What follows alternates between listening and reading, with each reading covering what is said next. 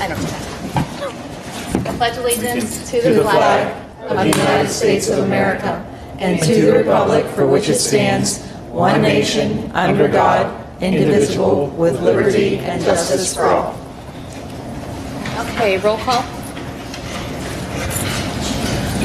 Dr. Feig? Here. Mr. Friend? Here. Mrs. Geyer? Here. Mr. Lizza? Here. Mrs. O'Rear? Here. Mr. Polakowski? Here.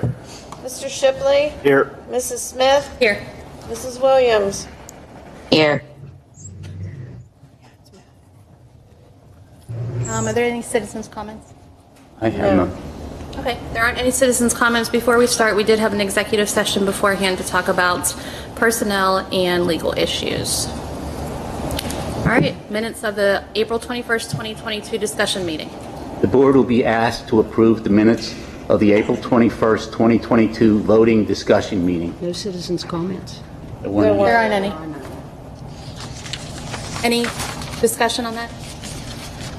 Okay, minutes of the April 28th, 2022 voting meeting.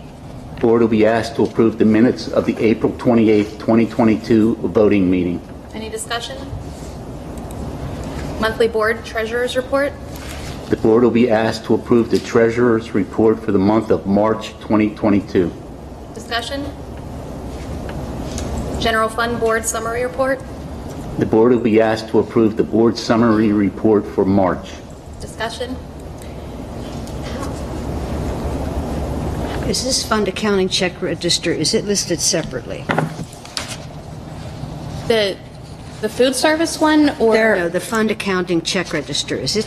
That's under that's under item number 3, Dr. Fike. It's accounting and food service check summary. This one says at the top, board summary report. any other discussion? Accounting and food service check summary listing. The board will be asked to approve the fund accounting and food service check summary listing for April. Discussion? Did you have a question about that, Dr. Fike? No. Oh, okay. Well, I mean, is that the same thing as fund accounting check register? This document. Yes, yes, that's what it is. That's what this is, the accounting and food service. The fund accounting check register is for the general fund only. I do have a question about that.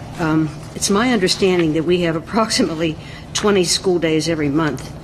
And under vendor on page 5, there are 20 listings. Some of them are in the thousands and thousands and thousands of dollars. And that seems to me that, do we have something that's going on every single day? Is that what that is? Because if it is 20 entries, is that for 20 days?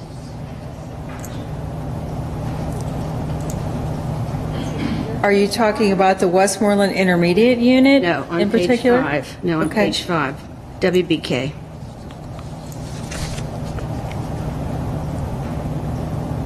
Okay, WBK is the invoice for Weiss Burkhart. Right. There's 20 entries there. No, that's actually the one above it for $5,232.50 is actually the one for Weiss Burkhart.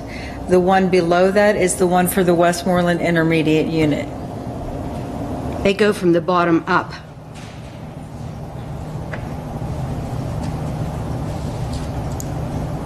Yes. Yes. Yes, so so look at the page 1, Dr. Fike. I think it'll be easier to see.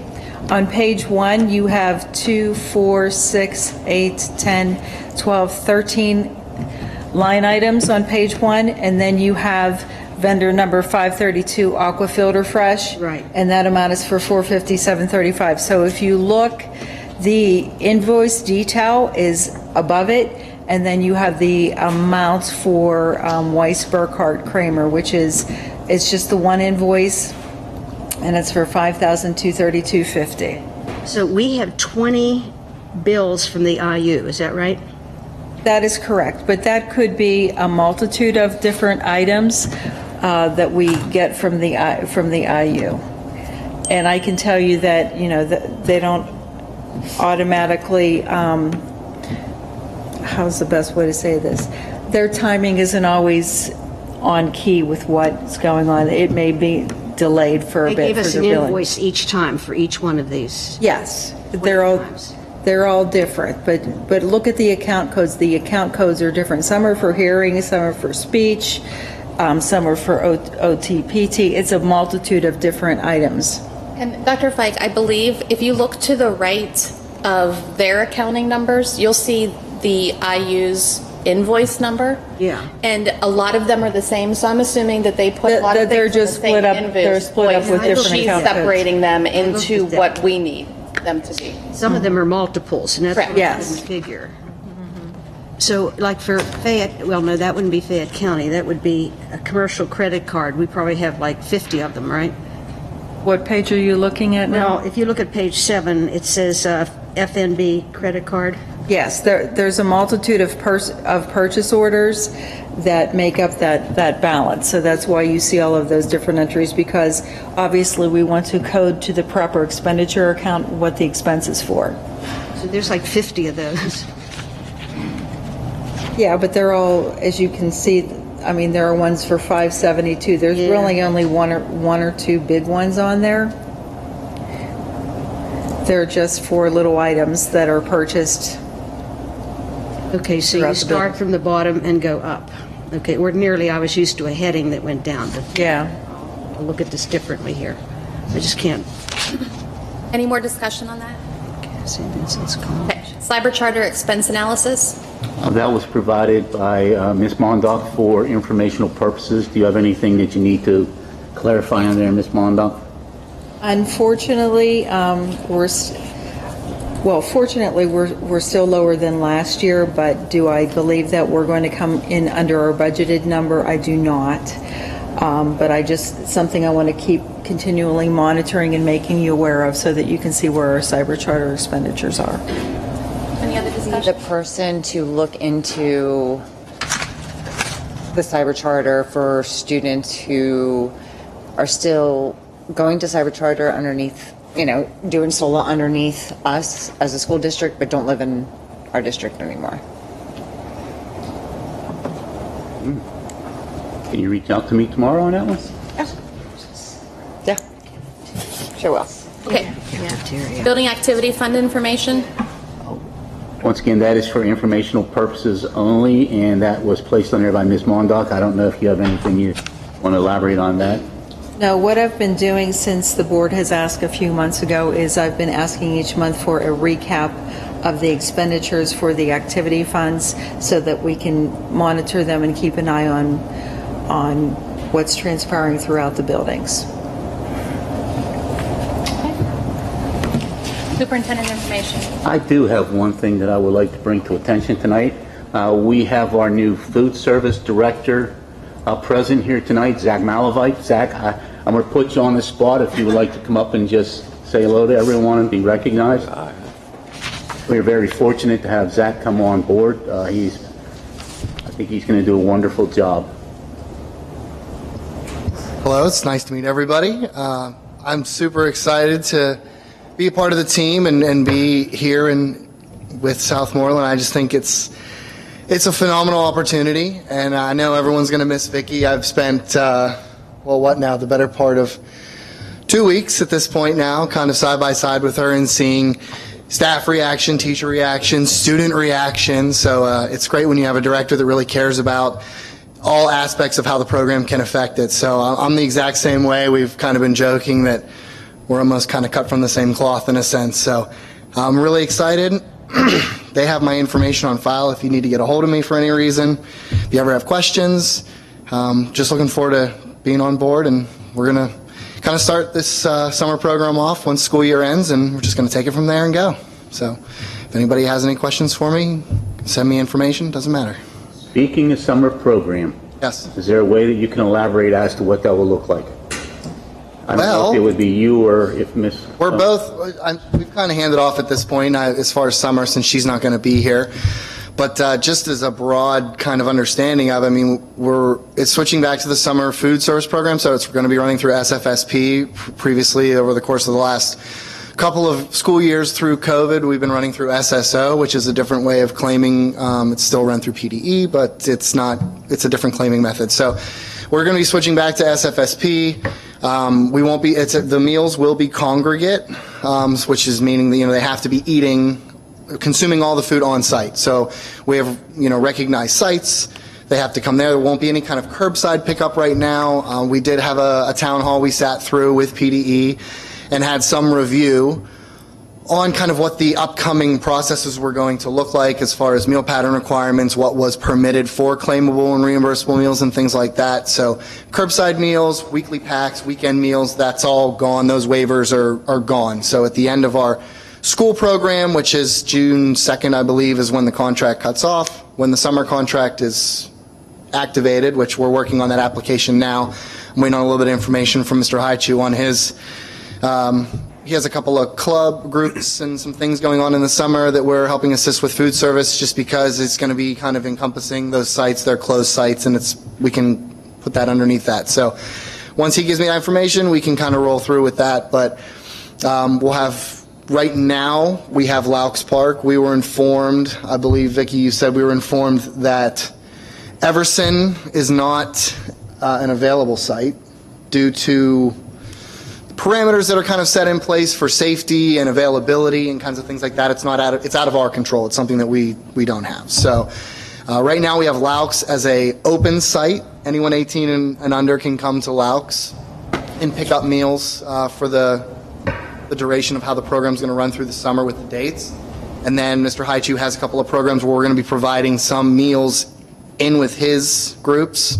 And then I'm in the process of trying to get a hold of the band director at the high school for band camp to see how we can capture those as well. But that's kind of just like, that's very broad. So we'll just have one site? As of right now, we're still working on the application process, but Vicki can talk more to this because she was kind of doing setup before I came on, but I know she's done some outreach, so I'll let her kind of speak to why there's only maybe one site currently that we're really focusing on. So go ahead. I actually did a survey. I can't remember the dates of the survey now, but it was, at least a month ago, when we knew it was going to be the congregate feeding again, and the sites would be open. So I got some information, feedback from the community. We put 2 robocalls out reminding parents, if they were interested to, fill out a Google form. Put it on the Facebook page, asking people, if they were interested to fill out the information on the Google form. We had only about 51 responses, representing 125 children. That's the feedback that we got from the community. But, Laux Park historically has been our biggest site. We used to do the YMCA in Mount Pleasant. There was like a little park kind of adjacent to the YMCA, or a little pavilion, I guess you would call it. I reached out to the YMCA asking if those children from the YMCA would be coming, and obviously in the 2 years under the pandemic, they've kind of switched gears a little bit, and they said, well, not this year. There's a new program director there, and they're just going to go in another, direction. So I was like, we're here if you're interested in the future. They didn't want to close the door. They said they were going to try it this year. And then I reached out a couple of times. Both Gail Ellenberger and I had contacted Everson because they've historically had a program in Centennial Park.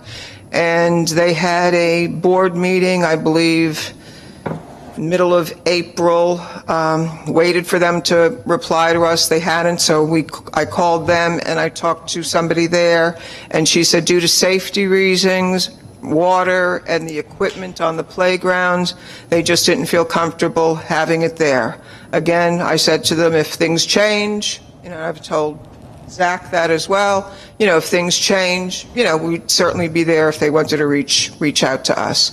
When I did the survey, there were some people that were just primarily interested in Everson, but it was not a large number. Like I said, there was only 125 kids represented, and even at that, probably I had said, are you interested in daily? Are you interested in 3 to 4 days a week, 1 to 2 days a week? And people were pretty much split, I'd say, between that. But, with some advertising and promoting it, I think kind of like with the pandemic, people got a little bit comfortable with the idea of picking up the food and bringing it home, but that's definitely a requirement of the summer food program. We do have monitors that come and visit us, and audit the sites and make sure people are eating on site and we're following all the sanitation and the meal requirements that we're required to do. So, we're getting funding from the state and we have to follow the rules.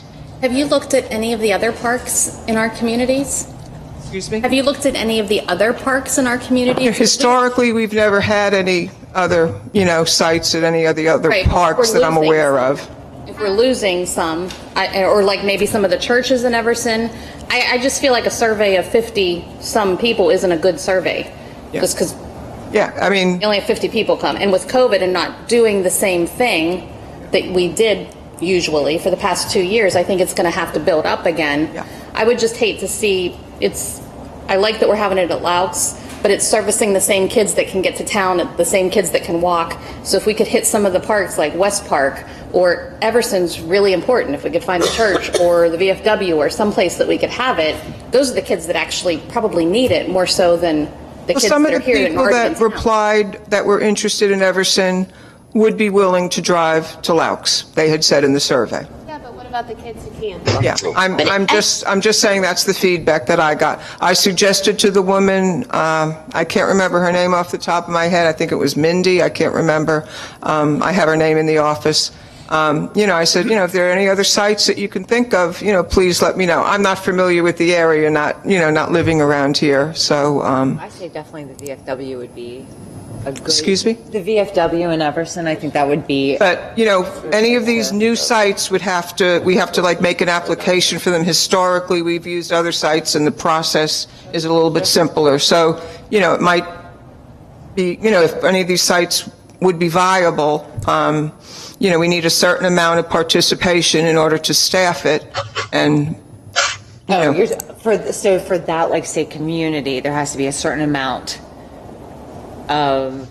Yeah, you would hope there'd be a certain amount of participation in order to, pay for the staff, Sure. to be there. So, but that's something if anybody has any suggestions, please email any ideas of any parks that you may have to us. Have you also done Huntington Village and Frick Park and Mount Pleasant in the past? What about those sites?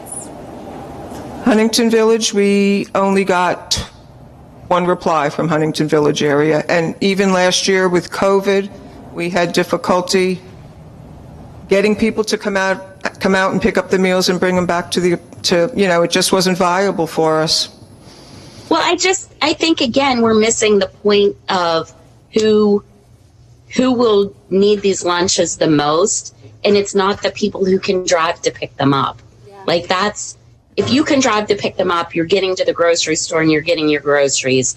I'm concerned about the families who can't get out to pick up meals at Loucks. Yes, people could drive to Loucks and pick them up, but if you don't have a car and you don't have a way to get your family there, you're not picking up. So that would be my concern, is that we need to be trying better in these areas where people can't get. Like, I think losing Everson is a big deal, and we should be looking at the churches, maybe the fire department, some other place that we could pick up there or drop off there. And we should be looking out towards Huntington Village and that area in East Huntington to try to get to the people who truly need these. And honestly, the old Roughdale School, Head Start's in there.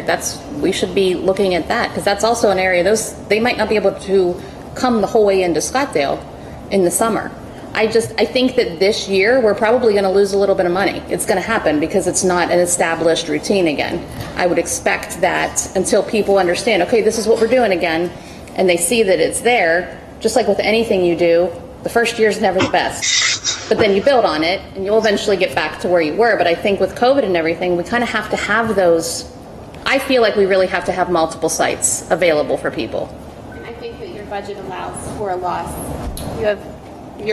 We just looked at it. There's ample money available if there is a loss. And if one kid gets fed, then that's one more kid that has a full belly. And I think we're in the initial planning stages, right now. So that's definitely something we can add and explore and see where it takes us. On average, how many lunches do you expect to serve on average? this summer, each day? That's a tough question. You know, it really is a tough question this year. I don't know. You know, I mean, How about the last prepare? year? The last year this type of program existed. What was the number? just did that, you know. So it's funny. It's literally what I've been working on almost all of today. Is I pulled everything back from the 2018-19 school year, because that was the last year, full year pre-COVID, where the summer program of 2019 ran normal. Now, at that point in time, we had 5 sites, and total at that site. Now I have to think. I have all the documents, but total of all 5 sites, which included Laux as well as Huntington Beach. Huntington.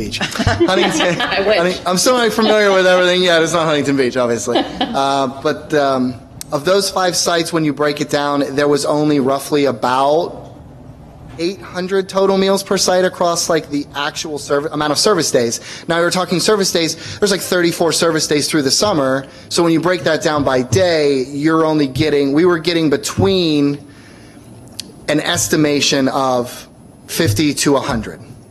So like a day. So like when we have to put, and that's huge, 50 children, that's huge. Small district. Sure, absolutely, right, 100%. So I was working on an application process today for Laux specifically. So when you put the application in, you have to tell the state what you're thinking you're going to serve, because everything's just guesswork. We go back to what we think. We're assuming that based off of the changes from it being bulk meal pickup, or even, hey, come swing by and grab your meal and go on your, go to soccer practice. Can't happen now. They have to eat. They have a 1-hour window. They have to come and sit down and consume everything but one component. They're allowed to take one component with them when they leave. It's a specific roll called the walking apple roll, and they can do that. But they have to consume the majority of the meal at site. So when we looked into that, we put in what the estimated meal service is, and we're assuming, okay, we get 50 kids. The state is going to set a limit on what we're able to claim based on participation. And we can go back in and we can make adjustments and changes. And as the program continues to progress, we can always add sites. So there are options like you did mention. I know I don't know all of you yet, and I'm kind of gesturing, and I feel really bad, but I'll get to know you. But Mrs. Smith, and yes. I'm not the president. I'm just filling in. That's for her. okay. That was made clear to me. The voice over the airwaves. That's her. But you were mentioning about the churches, and you were mentioning about VFWs. Those are all accessible sites as long as we can get those things set up through and approved through the state. Vicki did make the comment about getting sites set up that aren't previous sites. There is like a vetting process that has to happen from the state. They're going to send out inspectors. They're going to send out to make sure. So it does take a little bit of time, but the program can be adjusted as needed. We just have to make sure that we're getting it set up. And I'm not against expanding or including. And like you say, the first year, it's a shock to the system now for everyone coming back out of the pandemic. Like, oh, you mean I can't just do this now? So we have to kind of set the parameters and be like, look, this is what we're working with. This is what it is. We'll look for alternative sites. If anybody knows alternative sites, please send them to us and we'll reach out. One of our vice principals is on the Borough Council for Scottdale, and I would assume that she would probably have a lot of information for you about that. Great. But I don't know, did I answer your question about meals? Did I answer that? Did that make sense? Is that the state? Duggar, that's the name. Do you know her? Anybody know Mindy Duggar from Everson? That's who contacted me. They had their council meeting. And, I don't know. Like I said, she's the one who was my contact, so I'm not quite sure what her position is. I do have her phone number. I can certainly call her and see if there's somebody else I can talk to. Is that something from the state that the state did that says like they have to eat all their food? That's been since we were kids. Yeah, they just can't take it. They can't take it with. That's a shame. Yeah. So it's because there's this. I couldn't imagine. Like, what if this little kid wants to save half of the food that he's eating at lunch for dinner because he doesn't have anything for dinner? And that's not your all's fault. That's the dang state's fault. Yeah. Yeah, I mean that's sick. Yeah, the way the programs are set up, like I said, they can take one component with them when they leave. It's called a walking apple roll. There is like a share table available for kids that they take components that they necessarily don't eat or don't want, but in order to claim reimbursements, they have to take a full meal of reimbursable items. They can set that item down on a share table so a child that has more of a need potentially could take it after the meals have already gone through and been claimed. Secondary meals are permitted to be served but not claimed, so once all the kids go through, they can come back up and we can track those. I mean, there is food available. It's not like they're not able to get. Right. But I understand what you're saying as well. I mean, the program does build around being able to serve multiple meal periods, but you cannot serve lunch and dinner at the same site. Right. So if we can do breakfast and dinner, I mean, maybe that's an option somewhere else. But again, now they're going to have to come back to the site. So it's how much availability, transportation options, is it walkable, is it not? So there's a lot of things that go into assessing what makes a site, especially an open site. Closed sites are easy because they already exist within like the school district. We use the school district data for free and reduced and things like that. So those are easy. All the schools are sites. So if there's some form of Even transportation to the schools, in a sense, like, I don't know, I mean, with how the budget works for people being available and that kind of a thing, but, just thinking outside the box, that's all. Because interestingly, I mean, Loucks Park is just down the street from the elementary school. I had talked to Tracy and Mr. Price about it, even considering on a rainy day, if Loucks Park is, all wet, maybe we could bring the kids into the elementary school, but this isn't the year to do that with the construction and the paving and stuff. But I did get a small grant from the Greater Pittsburgh Food Bank to to purchase some prizes maybe. I suggested that we're going to have a rainy day raffle. So everybody who shows up on a rainy day, they'll get a little raffle ticket for some little prizes. I also got money in the grant for some tables for Loucks Park, and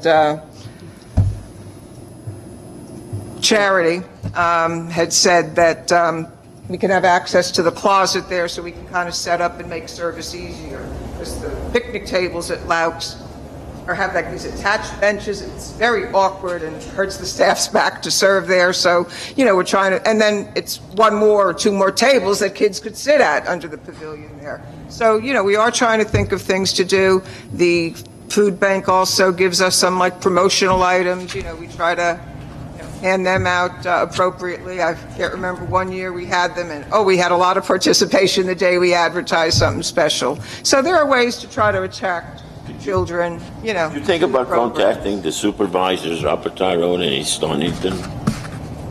Maybe they can give you ideas of what places they have in mind that you could use. Because even when I talked to the woman at Everson, she said she didn't even know if they had money to pay the person who's at the park, running some of the activities, there. So, sometimes when you have an activity, and I know, in Loucks Park, they usually have somebody, They are doing that this year. Or something. Yeah. The more activities, just not the food, is another way to attract children to the park.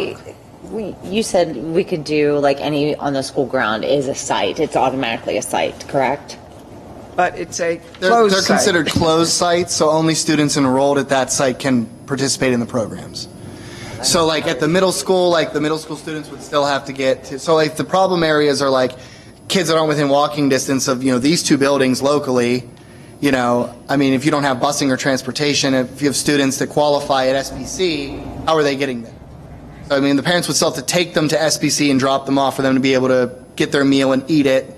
And then they would, the transportation thing is still there. Mr. Haichu has some programs in the summer that are happening with some of his teachers and paraprofessionals where we have small groups of children. I mean, there's like 7 in one building, 15 in another. We're just trying to capture as many meals as we can under the program umbrella because we're able to do that. But we could advertise. It's just a matter of getting, again, the transportation. So there's no busing in the summer for students that would normally be bused, and parents can't get them there. I mean, even one day a week, the problem is we can't give them a week's worth of meals. It's every day. Right. So, and weekends don't count this year. So we're just trying to go back to those parameters of what's set to stay under that umbrella of the program. And I think if we have a successful summer this year and everyone kind of sees that the program is coming back and was the way it was, word of mouth is huge, number one, but we'll have the signage up and we'll have information. There's numbers that they can call. There's numbers they can text to find out where feeding sites are at. So maybe not every day they have availability to be participated, but if they can get there 2 or 3 days a week, we'll drop you off, you can play with your friends, or if they have a sleepover, maybe they can walk if they're close enough. I don't know your community super well. My wife's an alum from here, but I went to Latrobe, so I'm from that side of Westmoreland County. But it just, once you kind of understand how the demographics kind of work, we should be able to find more sites and expand. I just don't know, with the turnaround being, we're targeting like June 13th is the first day for the summer program. So we're going to be closing school the 3rd. We'll have a week to get our staff trained, because we have training we have to go through for monitoring, for production, for site supervising, things like that, and get it staffed, get the products in, move product from buildings so that we have everything in a centralized kitchen that we're working out of, and then go from there. So we're thinking the 13th is our date. That's what we're putting on our application. Mr. Haichu's programs don't start till, I think one is late June, but the other 3 don't start until in July. So we have opportunities in June if there is a need. We can maybe add sites and get them vetted and things like that. But for right now, that's kind of just where the process has started. And Gail and I literally just sat down today and did the summer food webinar, got all the updated information, and started the application process. So it's very much in flux right now. But that's They have to be in our district. They don't have to be in our district, I don't believe. That's actually a very good question. I don't know, because obviously, like if we have areas that we've done before, like Frick Park and Mount Pleasant, clearly that's not in Southmoreland School District. That area is Mount Pleasant. So in the Y and things like that. So I don't believe that has to be. It's just figuring. Is Huntington.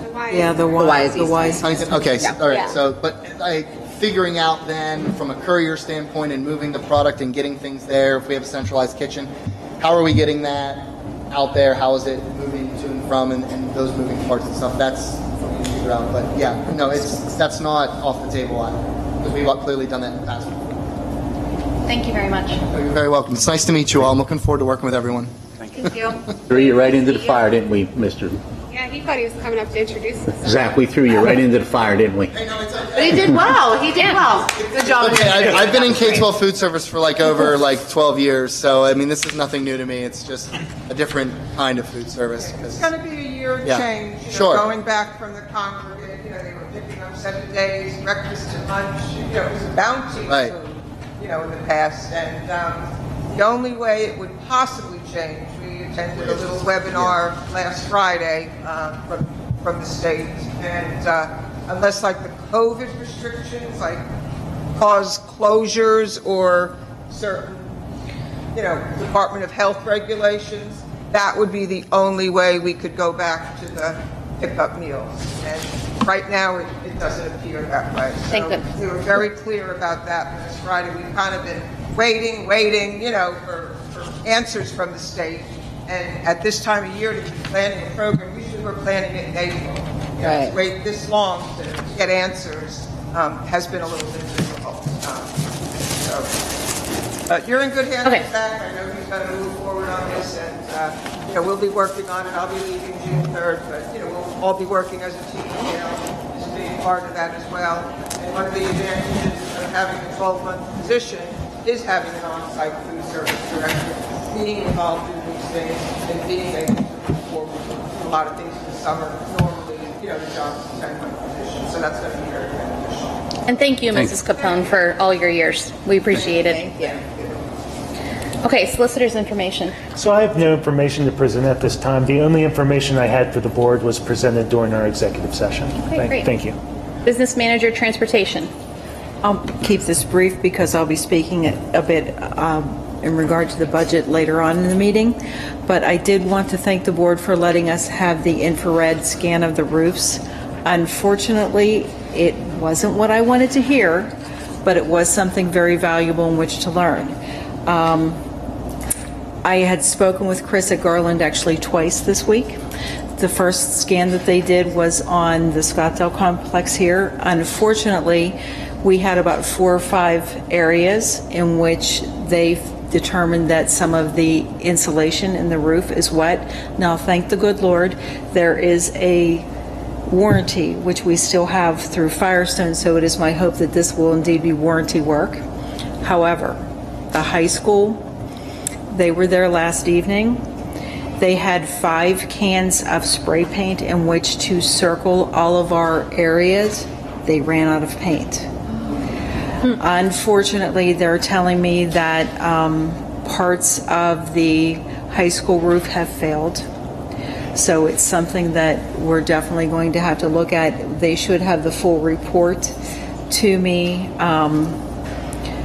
hopefully by the end of next week, early the following week. But it's what I expected to see with the high school, not what I expected to see here. But honestly, that's why we need to do those type things so that we can then work within the confines of our warranties and get things taken care of before they get truly very bad. Has anybody been checking the third floor of the high school to make sure that I don't think that's used very much, is it?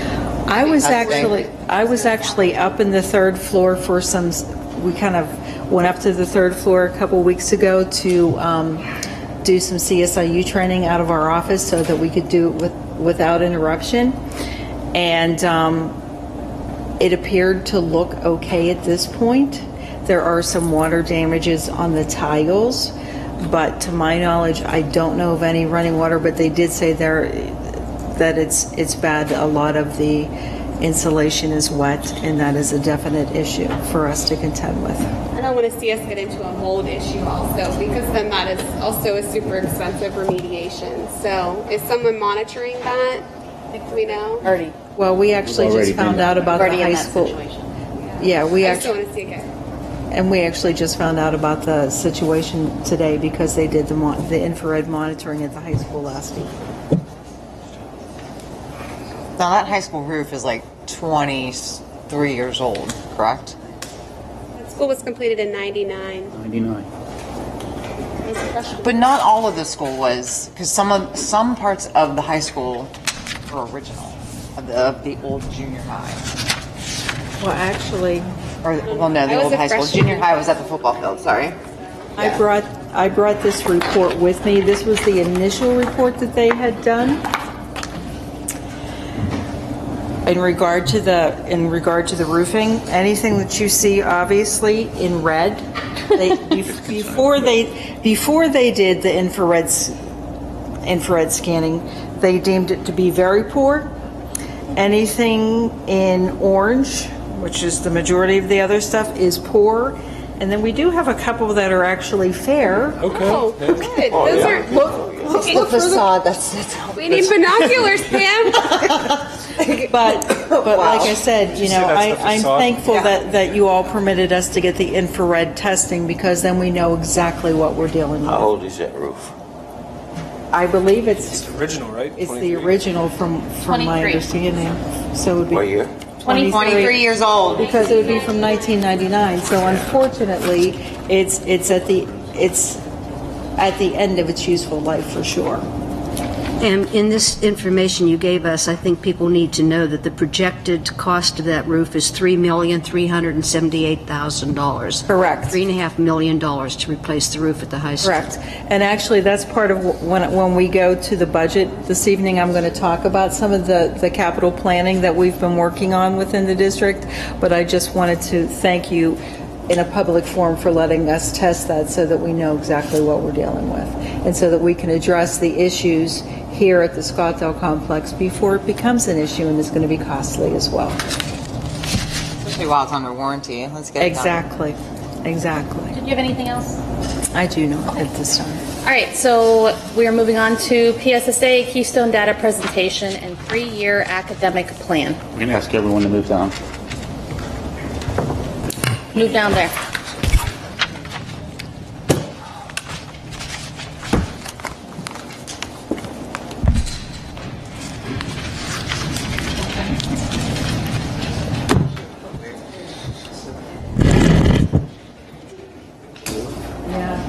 It's failed around the just a few years back. We had a lot of water infiltration. And, That's not good. I got it, Dr. Claire.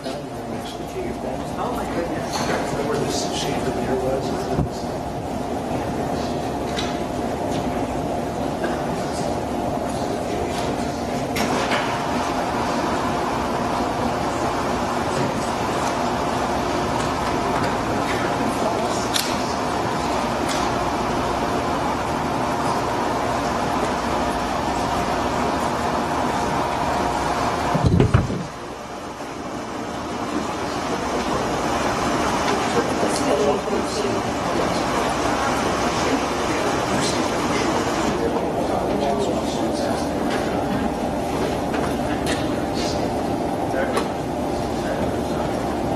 Are you going to need this one? Yes.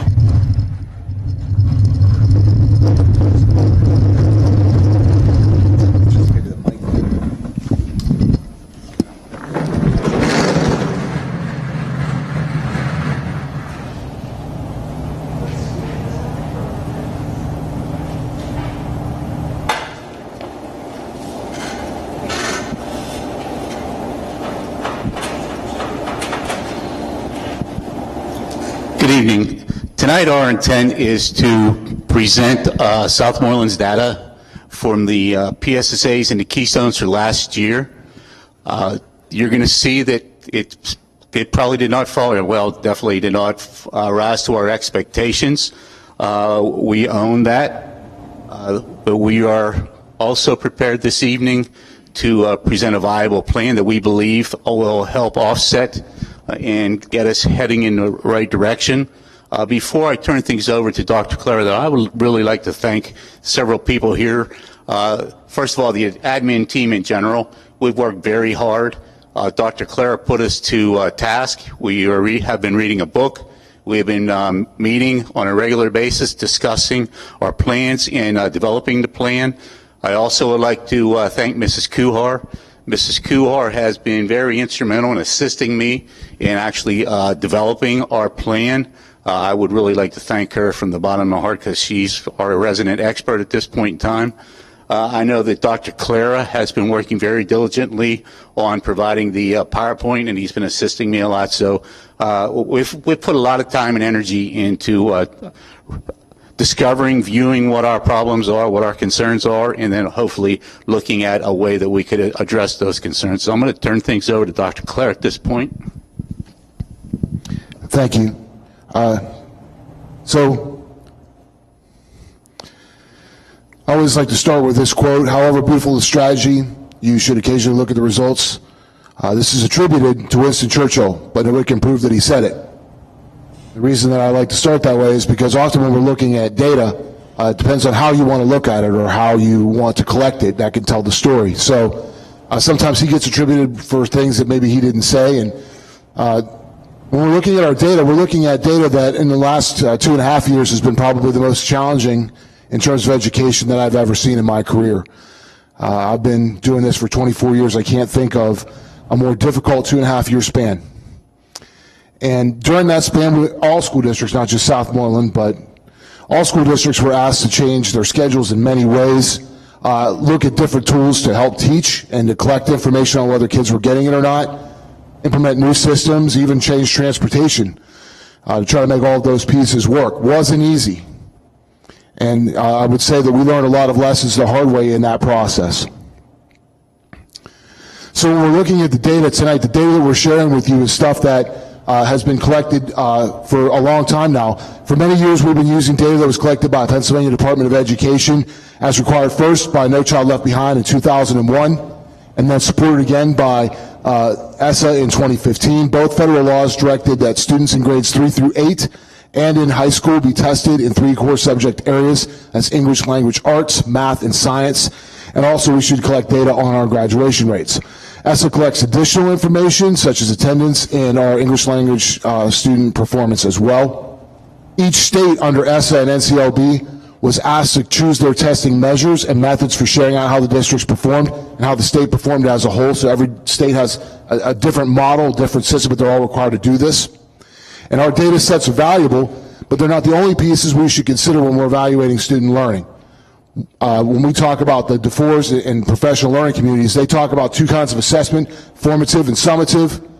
Formative is physical, summative is an autopsy. Both are valuable, but the summative piece is what's happened. It might be instructive for us to look at programmatically what we learned from some of those summative pieces, but the physical stuff, the formative pieces, that tells us what's happening right now so we can respond to it in real time. So 2 kinds of ways that we look at the way that students learn and perform. So as we're reviewing the guidance from PDE regarding the testing, this came from an email from Mr. Brian Campbell. He is the director from the Bureau of Curriculum Assessment and Instruction, and these are his words exactly. He shared this with all administrative groups across the state. They extended the window last year through the fall of 2021 to allow schools time to take the test safely. Usually we take our tests in the springtime, but last year, due to COVID and with concerns about testing, they allowed schools to continue to open that window even into the fall of 2021. That's unusual, which means that, of course, their chance to check that result and then get that information pushed out to us was a little bit later. Participation in 2021 in our state decreased more than 25% from 18-19, which was the last regular administration of the assessments. So we saw a 25% decrease in the number of students participating. Pandemic-related disruptions impacted testing conditions to varying degrees across schools and regions. And given the differential effects of the pandemic, comparisons between schools across districts or across school years are improper. Individual schools or student-specific growth data may be more useful. So the state's kind of acknowledging that when we're looking at this data, it might be difficult for us to draw a lot of conclusions from it because of all of those factors that we really aren't in control of. In any year, multiple data points such as participation and attendance rates, academic performance data, and local assessment data should be considered simultaneously when analyzing student growth. Local data tools include common formative assessments, Acadience, and NWEA MAPS data for us. 2021 academic growth results were not used in educator evaluations. So those are things that were shared to us by Brian Campbell, who directs curriculum assessment and instruction for the state. For the folks who are going to be watching this or would like to see more information, I'm including for you, this will be posted on our website, our presentation will be posted on our website for you. The Future Ready PA Index, where you can look at all kinds of information and you can kind of look at district level performance. You can look at districts around us or across the state and see a lot more in detail about the way that others performed or how we've performed more specifically if you'd like to know more. And that's at that link, which will be hot linked for you to use. So I want to start by giving you a comparison of the testing, how many kids tested in years past versus this year. And our data that we collected, I want to thank Dr. Boone, who happens to be here tonight. Thank you, Dr. Boone. Dr. Boone and I worked on some of this data to look at it. This is the average percentage of test takers in 5 years prior to COVID, so from 14-15 to 18-19. About 92.71% of our third graders took the test in ELA and math, better than 9 out of 10. Last year, 76% of our kids opted to take the test. So we were down a pretty good amount, difference of about 16%. And I'm not going to read each of those figures for you. I'm going to let you take a look at them for a second just to see the difference between the last time when we were in school for a full year and the participation rates versus last year when we were kind of having kids come back in the springtime for the first time and a lot of parents making the choice not to participate in the test for whatever their reasons might have been.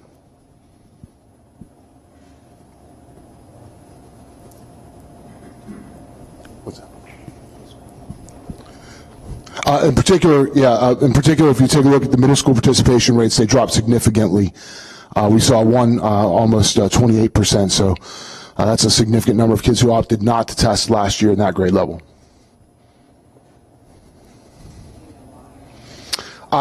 There are many reasons. Some of it was that people weren't fans of the test before the pandemic, and if they had a choice, they weren't going to take it. Some people were concerned about coming in during the testing because they didn't want their kids to be in that environment. They were worried about them getting sick. Many reasons. I couldn't say one specifically. It's more of a parent's individual choice on how they felt about that or whether they thought it was worth the risk of maybe bringing them in. I don't know what our participation rates are yet because they're just turned in. I'm sure it was higher, but I don't know to what degree. I don't have a percentage on that. Yeah, I just don't know what the actual percentage is, and we're still finishing Keystones right now, so I'm not sure about that. But one of the things that was included in the data I'm going to show you is the Covet Effect. This is, again, something that the IU and specifically Dr. Boone worked on. It helps to measure PSA, Keystone, average performance in each grade level and testing area together over a 5-year span against the performance of each grade and content area together in the 2021 school year. And just kind of for those of you who are wondering what does that mean, when you're looking at data, the more people who are included in that data set, the lower the effect one person has on the overall performance. The smaller the number of people participating in that event, the higher that one person's performance can affect the overall group. So statistically, when you're looking at data, you have to be aware of that. The more people taking it, the lower each person's score has on the effect of the whole. The smaller the number, the higher the effect. And here is our data from last year in comparison to the IU. And I hope it's easy to read. I try to include it all in one spot. Again, I don't want to read it out person or spot by spot, but you can take a look at it. I'll give you a couple seconds to look at it and then ask us some questions regarding it. We did not perform as well as we have in years past. Our COVID effect was significantly higher in some places. We had much higher performance and participation in 18-19 than we did last year. I can. Yeah. If you guys will indulge me reading them for a minute, I know it's not the most exciting. Yeah. At the top, it's content area. The second column is percentage of at or above proficiency. The LEA COVID effect, that means our school district COVID effect, 5 years up until 18-19 against how we performed last year. And then the IU's average, that's all the school districts in Westmoreland County, their COVID effect, the state's average on performance at proficient or advanced, and then the state's COVID effect. And what this shows us is that we took a significant hit. We had a lot more kids performing at a higher level in 18-19 than we did last year. Not only did our performance go down, but the number of people participating went down as well, which obviously affects the outcome. So when you have more kids opting out and you're not performing, the effect is not good. There's no nice way to say that. I wish I had a better way, but that is the effect. Fewer kids taking the test means that fewer of them are proficient or advanced. The effect is greater.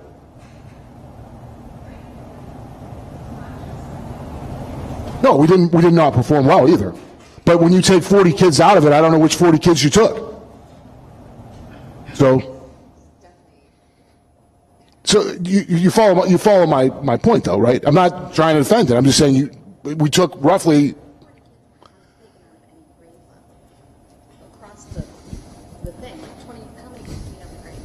140. So if 100 kids participated, if a third of the kids didn't participate in a grade level, so like if you look at a middle school, I guess we have to go back one slide to look at it. Let me go back.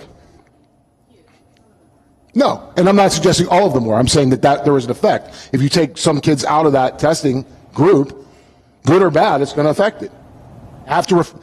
We have to accept that part of it too. I'm not saying that we performed well. I think it was tough for 2 years for us to get kids ready to take those tests. But if you want to know reasons, I want to share all of them. Not even the ones that are good for us, but all of them. That's how data works. More kids in the group, less effect. Less kids in the group, more effect.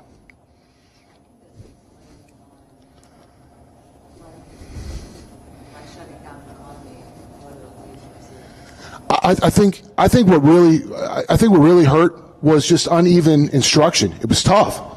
We're in person, then we're out, then we're hybrid, and then some kids were with us and some kids weren't. And some kids came back, and we were learning to do it for the first time that way. You had half your kids in a room, you taught them, and then the other kids came in the next time. Those all have an effect. Again, they're not excuses, they are reasons. I'm not saying they're good ones, and I'm not saying that we did a masterful job. I think it's difficult to do that, but they do have an effect. And when you take all of those pieces together, they do have an effect. Yes, Dr. Fike, that's proficiency. Yes. That's the percentage of kids, not the number of kids. Percentage. Yes, correct, Dr. Fike.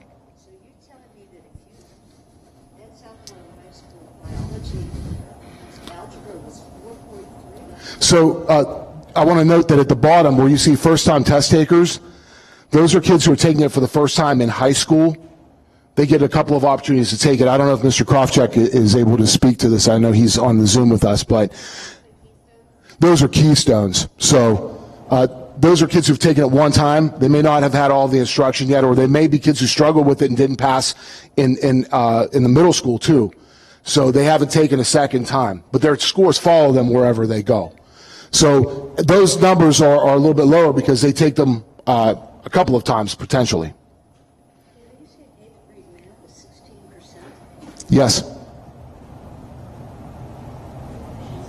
Proficient or advanced, yes.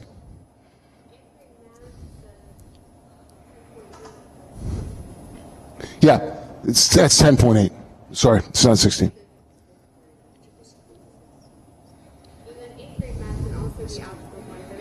Yes, both of those. Yeah, either of those. They both. The 4.3 is probably though because there's so few kids taking that. Yes. There could be 10 kids taking that. Right. And I'm actually going to show in another slide like how that works, but to show all the data that was provided, I want to include it all. Do all of our students have to take the Algebra 1 Keystone to graduate? Yes. All of our students have to take that Keystone. Yes, at some point. Right, you could have a small group at the high school who've taken it. You have kids who take it in middle school and may pass it, and they can bank that score, or if they didn't pass it, they get more opportunities. This is first-time test takers only. Keep in mind that you got 3 years to take it, and then 2 of those years, they may not have taken it because of COVID. They have to be proficient. Yes.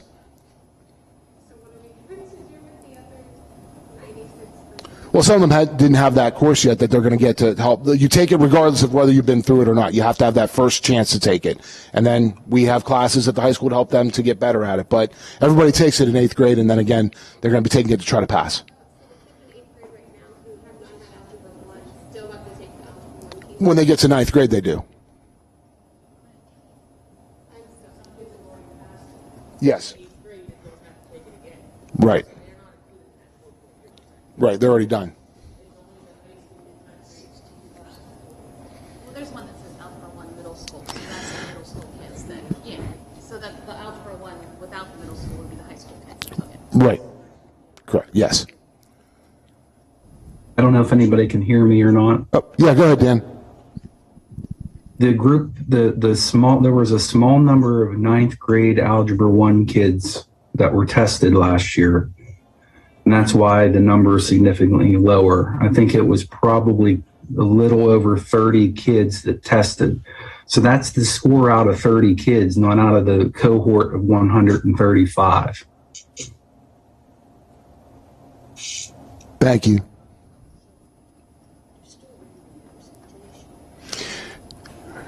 So in short, that wasn't the kind of performance that we would want to see going forward. We had a tough run, and we have to own that.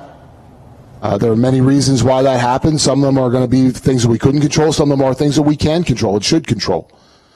But this is where we are, and we are not trying to duck it or run from it. In fact, part of the next part of our presentation is what we plan to do differently and better to help us. But this is where we are. I think it's important to note that when you're looking at data across the county, many schools felt similarly or performed similarly. Again, not an excuse, just kind of representative of what happens when you have 2 years of uneven instruction. It makes it tough. And I'm not sure that anybody had great strategies for that right out of the gate. We learned some hard lessons. People worked very, very hard. I can promise you that I know that people worked really hard at it. But coming out of it, I think we learned some lessons we can apply going forward.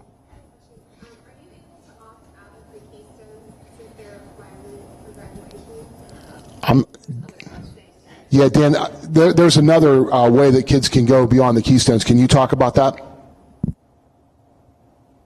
In terms of what? Yeah, there's another way that you can finish. I think it's not just Keystones. Is it ASVAB? Oh, there are actually 5 pathways. It's composite scores of Keystones. It's the ASVAB. There's a pathway for CTC students based on their NOCTI. There is a workforce pathway. I don't have all the information in front of me. And there's also an SAT, like College Board type pathway that takes into account the AP tests, PSAT or SAT exams. That's Act 158. That's something that's relatively new to us.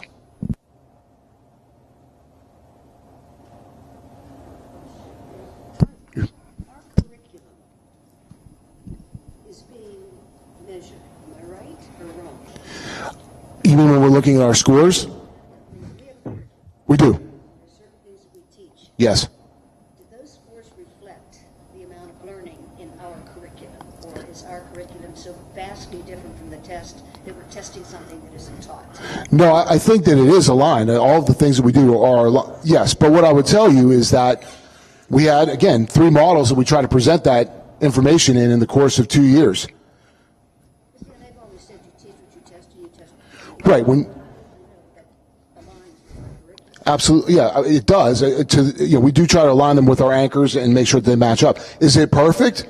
I'm going to say no. We had some old curriculum, Dr. Fike, for a long time that our teachers have kind of cobbled together to make work. We only recently just got some new curriculum in reading and math in the elementary school, which took us a little time to get our hands around.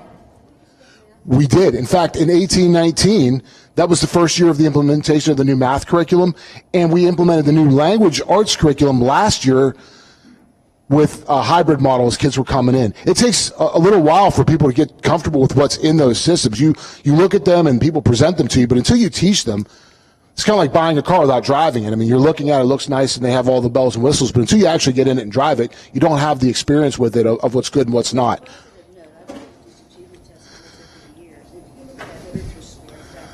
Senior high school is 63. That has consistently been a good score. Yes. Back over 3, 4, 5 years that I have, even way back when I was on the board before, something good happens at that high school when it comes to those literature scores, because they have consistently been, I mean, that's the top, other than the one, the very first one. That's a very high score compared to the others. So something good is happening there. Yes, it has been. And again, I think that there are good things that are going on, and there are things that we need to do better in. And there's no duck in it. I don't think that anybody would suggest that we should. But when we're asking, okay, why are we seeing these things? There are many things that contribute to why we're not performing. And some of it is that, hey, we went through a pretty tough time in terms of how to deliver content, how to measure it.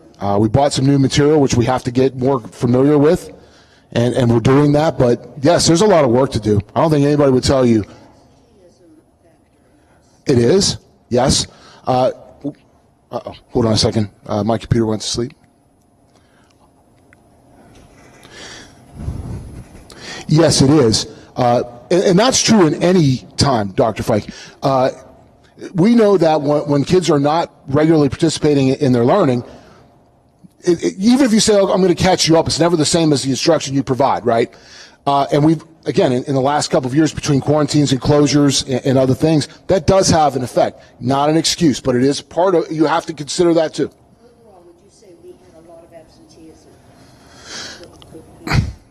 Yes, but I would say most people did, right? So I can't say that Southmoreland had more or less than anybody else. I think we're comparable to it, and other people perform better than us in some places. So yes, do I think it's a factor? I do. But can I say that that's the reason why we didn't perform as well as we wanted to? No. I think that there are other things that are probably more impactful, one of which being we've been high performing for a long time. And then in 1819, we started to see that we were struggling, and we were starting to address it. And then COVID happened, and we had to switch gears and try to focus on how we were going to teach differently in that environment. And we're only now trying to get back into the realm of really looking at what we did well and what we didn't do well. There's a lot of work in front of us. There's no easy way to say that. And quite frankly, not having team leaders, I'm going to talk about that. Some of the other things that we don't have affected us negatively too. Those are all pieces of the puzzle. And I think that they all weigh a little bit differently, but they're all part of it. And I don't think anybody in our district would say, hey, we feel like we knocked it out of the box. I don't think anybody would. If you asked a teacher or an administrator, we didn't. But I think that we know that some of those things are controllable and we need to do better. And some of those things were just the way it was. And hopefully we don't have to deal with those things going forward. But the parts we can control, we better. And the parts that we couldn't, we got to live with. And as someone who's been in this role just a little while now, for the first time with having a whole new team of people that I feel are kind of working together and rowing in the same direction with learning, I think we're going to get better. But it's been a struggle. And it's frustrating. It's frustrating for you guys. It's frustrating for kids. It's frustrating for teachers. I think we're all frustrated. We want to do well, and we know how to do it. But we're going to talk about the ways that we think we can do that here in a minute. This is a little bit more about that data. Again, this is stuff that Dan was kind of talking about. This is the PVOS data from SHS. And when you see the small sample size, that means that not everybody's taken that test yet, so it's not a large enough sample size to look at. The others, science and mathematics, this was high school's data, proficient or advanced on their keystones. And this was advanced percentages, so they did a pretty good job. High school did a nice job there.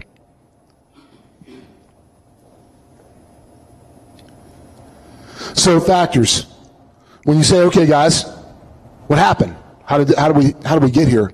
These are things that I think we need to recognize. Before COVID, we were talking about this. We started to see a slide. We started to see that we weren't performing as well as we had. And we started asking questions why. In my team meetings as an elementary principal, we were starting to talk about that. And then COVID happened, and we had to shift gears and start thinking about how we were just going to make sure the kids were getting something from us in different modes, because we had never been in that situation where they weren't in front of us before. The effect on instruction and student attendance, Dr. Fike, to your question, when you have kids who are missing because they're quarantined or because they're sick or whatever, that does have an effect. It makes it difficult. Again, not an excuse. You got to figure it out, because kids are going to get sick, and we had kids sick before COVID who missed school. So that's not an excuse, but it is part of our reasoning why we think, hey, maybe there were gaps that were created, were things that we just couldn't know were going to happen. Our participation rates were down. That's a fact. We had people who opted out of it. We had kids who might have been sick during the test and did not want to take it.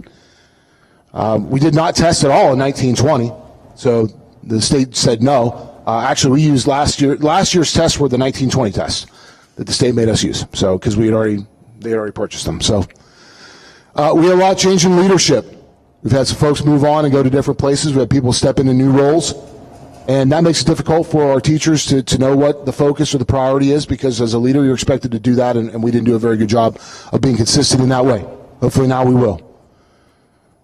They were going to look to us for leadership, and when it's somebody new every year, that makes it hard. I don't think that there's much we could say about that other than we got to do better. Changes at faculty, we've moved people from team to team, and if it's a new curriculum and you've never done it before, your teammates are going to help you, but it is new. Anytime you move into a new role, then there's a learning curve. And unfortunately, when we're struggling, we don't have time to have that learning curve be kind of gradual. It ends up being pretty sharp. Hurry up and figure it out. And I think our teachers did a pretty good job of trying to do that, but it was difficult. New curriculum adoptions, we're doing that, sometimes together, sometimes through Zooms. That's not an ideal way to adopt a curriculum or get familiar with it, but that's what we had to do. And these are the reasons. If we don't recognize these and address them, we're going to keep doing the same things. We need to be a little bit more thoughtful about how we work with our teachers to help them to be successful so kids can be successful. And the time for finger pointing is over. You want to point a finger, today's your day, enjoy it, and then I want to move on. I'll take it. Not good enough. We all will. Yeah, we all will. We all will. But we want to do better, and tonight's the night to say that stinks. I agree. It does. Not our best effort, but we can do better. So the right question now is, what do we do about it, right? How do we move forward? So we're going to improve our instructional practices through collaboration. One of the things we want to do differently is use formative data sets to help us determine student readiness. So we're going to start collecting data about what kids know before we even get started. One of the things that's really a good measurement in terms of preparing students for learning is, what do you already know about this subject? Number one thing we hear from teachers is not enough time, I don't have enough time. Well, if we knew more about what you knew before we started, and we weren't reteaching things you might already know, we would have more time. We want to provide professional learning for our growing instructional practices, and then develop some pathways for students to show their learning. Not everything is a paper and pencil test. Most of us in our work lives don't do that, right? We don't take paper and pencil tests anymore. That's one measure, and it's one that we should be prepared to use. What are other ways that kids can show us what they know? And we work internally together to grow as a community, but we also have to go outside and learn from others. Something we've been reluctant to do in the last several years is go outside to learn from others. We've often looked inside just for the answers for ourselves. But there's some people outside of us who are doing some pretty amazing things, and we should be listening to them also. They might have faced the same problem and have maybe better ideas on how to move forward. So high-quality learning for all through universal and inclusive collaborative practices. We want to use district-wide instructional approaches like UDL, which we're going to talk about, Universal Design for Learning. Ms. Kuhar has been really a great leader in that area. To try to promote higher quality learning for our students, we're going to use multi-tiered instructional strategies, different ways to get kids to show us what they know, differentiate our instruction so that we can give kids different pathways to get that information, flexibly group when we're doing our instruction. If we see kids who have a similar interest level or need, let's give it to them. Intervention and enrichment to support collaborative practices, and hopefully that's going to improve outcomes for all of our kids. How do we do that, right? What do we do? So one thing we need to do is we need to be attending our professional learning community meetings, our grade level team meetings. And that means that they have to be a regular and routine part of our school day. In some of our buildings, we don't have them anymore. Our schedules have been changed because we were lacking the staff to do those things. And so we had to cancel them or not have them. That means teachers don't get to talk about what they're doing in their classrooms that's working or things that they're struggling with.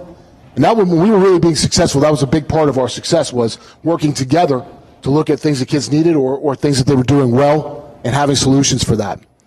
And then flexible grouping time, making sure that we have time during the day for us to give that individual attention to kids who need it that's outside of their regular instruction. You're getting your core instruction, but you get extra things that you need to. Data analysis, you got to look at what you've done and see what it's doing and what it's not doing.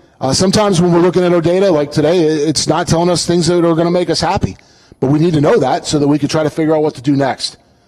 And our data that we're going to collect will be both formative, the things we do in class daily to tell us if we're on the right track, and then there will be some summative pieces like the PSSAs and Keystones that are more kind of programmatic. How do we do as a group, as a program, as a system? One of the things that will make us really, I think, a much more successful system is our team leaders who work with administration to plan out our calendars, our schedules, to talk about things that are of need or things that are missing or things that are working. I really relied on my team leaders to help me to come up with good strategies when I was struggling to solve a problem, because they could see it from a different perspective. I knew what I was trying to do, but I wasn't always sure how to get there.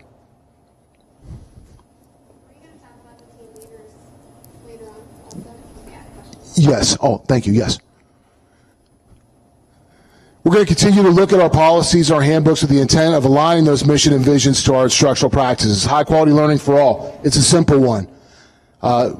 If we can do, but it's a hard one, right? It's a short thing, but it's really hard to do. If it was easy, well, I'd be probably selling books. Select research-based instructional practices. We've been looking at ways that we can help our staff and then help ourselves to be better with our kids in teaching. Teacher efficacy is a really important part of it. A teacher's confidence in their ability to teach something that is challenging is probably the most important thing we can build. One of my favorite researchers, John Hattie, says that teacher efficacy is the highest leverage thing that you can do to improve student learning. Homework, 0.04, by the way. Dedicated teaming time, not interrupted. We got to really try to protect it. I know that's difficult when we don't always have subs, but we really need to try to protect that. Review the analysis of student data. Again, in those meetings, looking at how kids are doing, making decisions about how we taught it and what we did well, and maybe where we didn't do well. Or if somebody else did well and I didn't, learning from them. How did you teach that? What did you do? How did you do that? Because when I did it, I didn't get the same result. Sometimes the best teaching is just learning from the people around you. And guaranteed viable curriculum, we're making sure that everybody gets that good stuff. We're not trying to separate kids out, but we're supporting them when they're taking challenging things. Differentiating your instruction means that when we're teaching those skills, some kids already have a background on it. We can do things to enrich them, and some kids have no background on it, and we have to find ways to get them up to where we need them to be. And universal design for learning is really a great way to do that.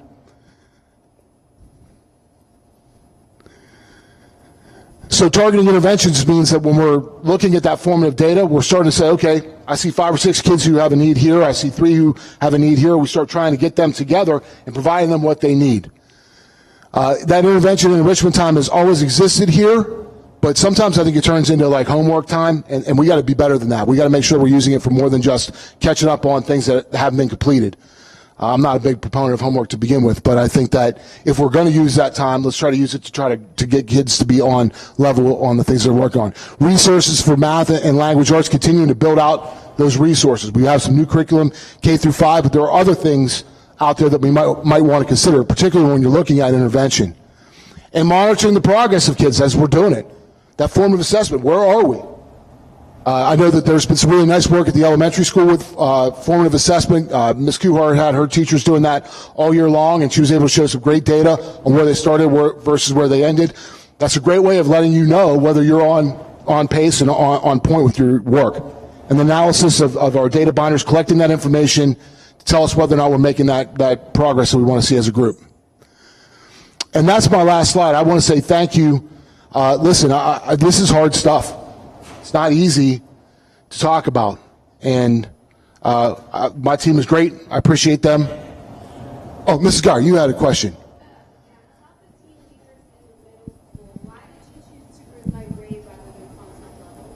So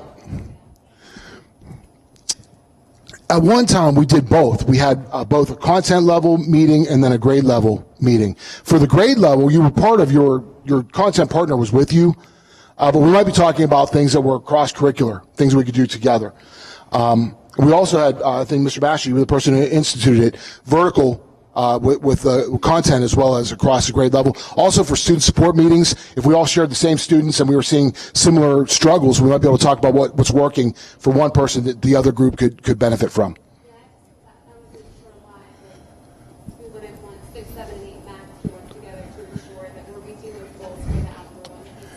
So when I was doing it, it was just grade level, but we did add that component because that became important too, to say, okay, well, I know we're showing across grade levels, but what about up and down too?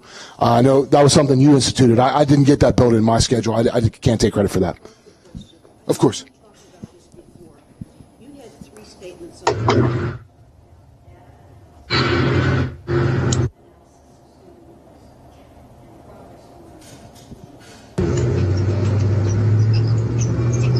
Oh, maps? Yes. Is each teacher going to record as students with? So maps is yes. So maps is something we give as a universal screener to all students in reading and math, and that's done 3 times a year. And our first year of giving it, I got to be honest with you, we were kind of all over the place with that too. It's the first time doing it, so we had tests that we gave that some kids didn't take or they took the wrong test. We learned that you can actually limit that. We did, but again, it was kind of we use that K through 8 in reading math. Just this year, we just got it this year. Yes, although you can do it more than that if you want to. So in some places we did, and in some places we didn't. Again, in that first year of implementation, it's kind of like we have one grade, for example, that gave the wrong test, so we couldn't compare them because you have it's a national test, and there are all kinds of.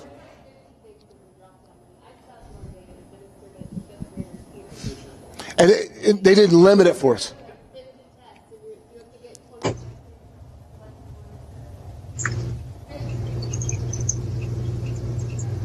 So that's a great question. In our meeting with Tiffany. Dr. Clara? Yes. Dr. Clara, can you repeat the questions? Because I can't hear any of them. Oh, I can hear your answers, but I don't know if the public can hear on YouTube or not. But we're getting the answer, but we have no idea what the question was. Sorry about that. Yes, I can. Dr. Fike asked me about how we're using maps and what that looks like.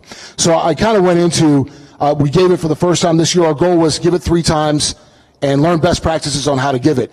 And when we met with Tiffany Luther, who's our representative, she was showing me how to pull results, and she was like, hey, this is an interesting thing. You're missing a test. I'm like, well, I know we gave it. Well, we gave 2 different. We gave a quick version of it and then the other version of it, and they don't match. So we learned a lesson from that. We're continuing to do that. We had 3 sessions with it this year with them in the fall to kind of teach them how to do it and how to pull results, but it's still new. And one of the things that Tiffany said was she would help us to limit what tests we could give. I didn't know that was even something you could do as a test administrator. I didn't know that there were 50 tests. I assumed they were only the Pennsylvania tests, but they were all tests. So.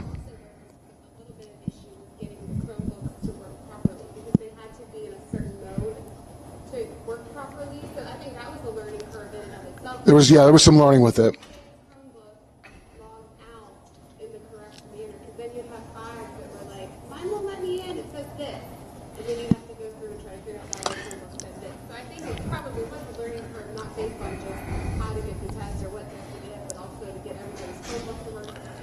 kids have probably gotten it down now. And even adding people, we had to learn how to add people when new people moved in or moved out. So there were some things like we looked at like the training showed us how to look at data, but it didn't always show us how to implement everything. So we had some learning stumbles, but that's part of taking on something new. If you don't take something new on, there's nothing to learn or gain. So. Right. Well, and so I think we're getting better at looking at the data. The question is, are we going to be good at using it effectively? Right. I think. Right. So yeah. I mean, that's part of our professional learning going forward. And that universal design for learning, we have a 3-year plan to roll that out with our teachers. We actually met with our leadership earlier in the week and went over this very same presentation we share with them ahead of time to say, hey, this is what it looks like, and this is what we're trying. This is what we're trying to do. But there's a lot of work still in front of us. I'm just thinking that we're finally starting to get it into focus. Like, what is it that we need to be doing differently or better? And owning our mistakes. Hey, there were things that we didn't do well. And let's own them, and then let's get about the business of being better. And that's hard. It's hard to do. So in Act 13, as you're required for evaluation, you have to do SBMs. They're kind of like a goal for you to work on. Sometimes they're team level, and sometimes they're individual, depending on what you teach. Like if you're a singleton, you don't have anybody to share that goal with. But if you're a third grade teacher in language arts, you guys might have the same goal because you're looking at the same data, and we want to do the same thing to make sure all kids are getting it. But yeah, we do that. That's something we already kind of do. But there's a lot of work there too in training for Act 13, which is a new way of doing educator effectiveness. That's new.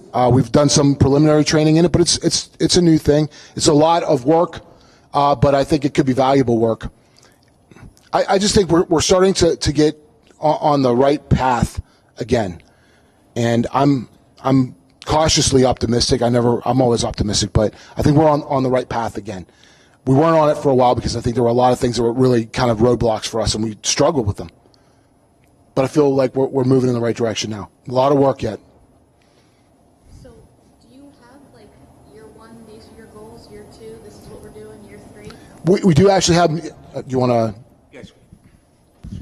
We do. We have articulated stuff for 3 years, but out of respect to the board and to our teachers, we really wanted to sit down. We would like to really have some time, FaceTime with the board to go over step by step, because it's quite an extensive process. It's a long process. So I guess I'm confused because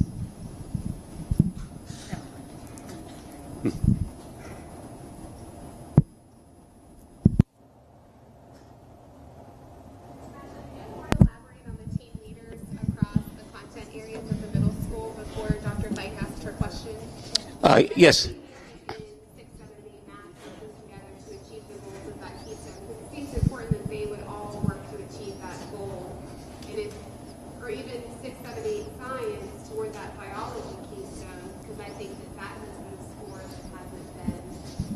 Yeah, I really, when I was principal here at the middle school, not only was a big proponent across having the grade levels teaming, but I also facilitated, we did the vertical alignment, but we actually took it one step further, and several times we went over and met with the 5th grade math, ELA groups. So I really do believe that we need to get within our grade levels in order first, and then start really looking not only at that vertical alignment between our elementary and our middle school, but also with our middle school through to our high school. Can I interrupt you? Is this the last slide?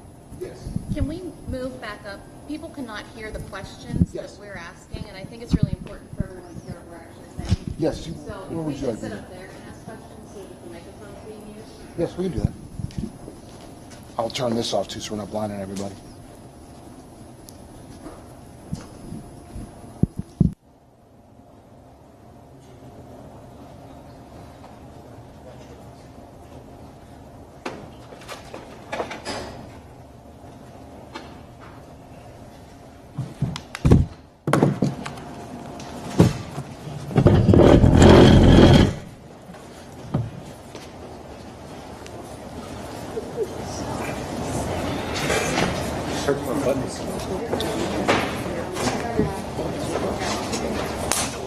Own device. You're slower than me.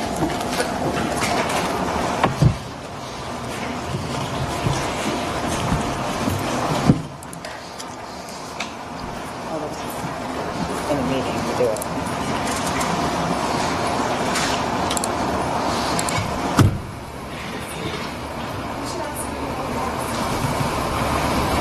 I don't know if I can, truthfully. Christy, my concern is aligning.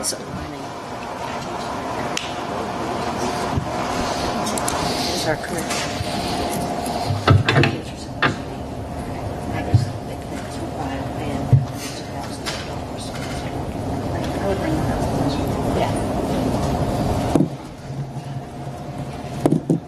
So I can start with a question. It's not what I was going to ask, but give us a timeline. Like, school's out in a couple weeks. Teachers are going to be going home. And if we are saying this is our 3-year plan, when does that start? It starts in the fall. Well, actually, in our in-service days, we have a whole year planned of in-service for that new UDL framework. It's going to take us a year of reading and planning to do. We'll be testing some of the things we're doing as part of it, but that strategy.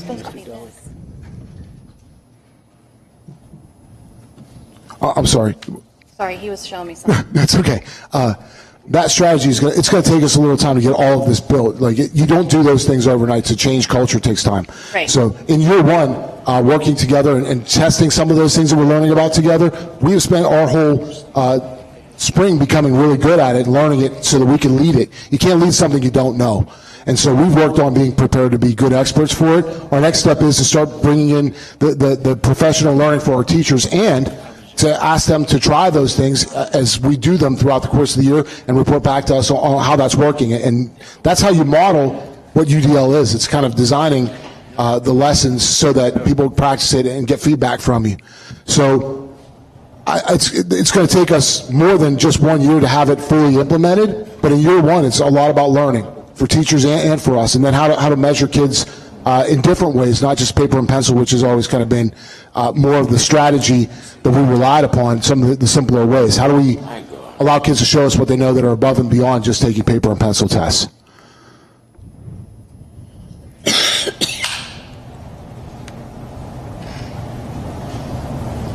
So I have a question. You had said that there are more extensive goals for this. Are they something that you plan to share with us soon? I just see a lot of, in that presentation, fancy academic words. I mean, that don't necessarily translate into into practice. If we're just saying we're going to have data analysis and blah blah blah, and this, it looks great, but in practice, I would like to see a checklist of saying we're going to do this at the primary center, we're going to do this at the elementary school, we're going to get Mr. Clue and Mr. Krofchek together to work together to align how the students are learning in 6, 7, and 8 science so that they are more prepared for the biology keystones. And all of those things are things that are going to be done. And I would like to see something that's measurable, that this board can come back in a year and say, okay, you told us you were going to do X, Y, and Z, and you've only done X, and our students are still not being served in the manner that they should. Speaking of that, we haven't done, none of this was implemented this past year, so we need to be prepared when the test scores come out next year. We should not have any, I would expect they're going to increase because we have more people taking them by what you're saying, but I would expect that we're going to have another rough year. It's hard to predict what it will look like. I don't know that, but I definitely think we'll see improvement because we have more people testing. That will help. But how much better? I don't know that because we're still sorting what we didn't get done in 2 years prior because of the craziness that we dealt with. Hopefully, I'm sorry. No, go ahead. I'll follow you. Hopefully, we've had a year now where we have our kids back in front of us directly instructing them. I think one thing that we've learned throughout this entire process, and I'm not being detrimental to the cyber process itself, I guess probably am, but I think we've learned, and I'm hopefully everyone's seeing, that direct instruction in front of your teachers is the most important factor for students to be able to learn. And I think getting our kids back in front of our teachers and the dedication and the skills that they've worked on and showed this year, I think is going to be, first of all, the first step that we take, and hopefully that's going to be the big indicator. Hopefully we are going to see an increase in our scores because of that, but time is going to tell as to whether or not that's going to be true. So I just want to piggyback off of what Ms. Geyer said. In theory, everything you're saying makes sense to me, and it is a solid plan. But in practice, how are we going to measure these things? I don't really see anything that's very much quantifiable there. To say, these are our action steps, this is what we're going to do, and here's how we're going to assess the effectiveness of these particular parts. I don't know if you want to, or if you'd like me to. We'll go ahead and I'll follow up. So in that 3-year plan that we have, a lot of those things are spelled out. It's just really long. I didn't want to try to put it into, what I'd really like to do, and I've asked Mr. Mash about this, he was supportive of it, is I really like to do a retreat where I go over all of this, because there's a lot to it that would be tough to do in one night. And it's just a lot. And then be able to stop along the way and ask those questions. This is a board meeting with many things going on tonight, and I think it would be really tough to go through several pages worth of stuff. But I want to do it very much. I'm really excited about it. It spells out what each group is going to do in each year, and those are things that we could say, did we do them or not? It's just a really long document, a lot of it. And we would like you to have a chance to talk about it with us.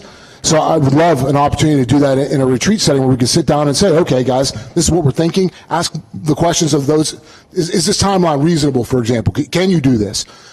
And maybe you even have advice for us that maybe we need to think differently on some things, but to just give you a broad overview of what we're planning to do was the objective that was for tonight, was to just kind of give you where we want to go. Okay. There's a much more detailed plan with year by year what everybody would be doing. Okay. But that's really up to that's what I'm interested in. Yeah. That's the piece that I don't really want to, it's up to the board and Mr. Mash to decide when that happens. I'm just trying to say that we have one. Yeah, and actually I was working with Mr. Jelliker and Mrs. Ungle. We have been attempting to get the teachers once they come back in the fall. We're already missing time.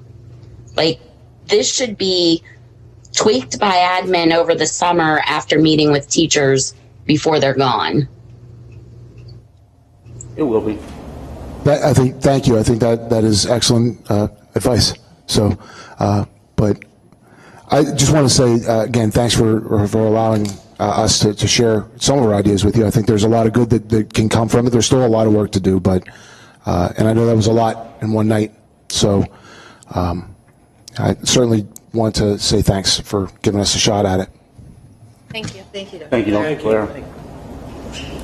All right, assessment appeal settlement.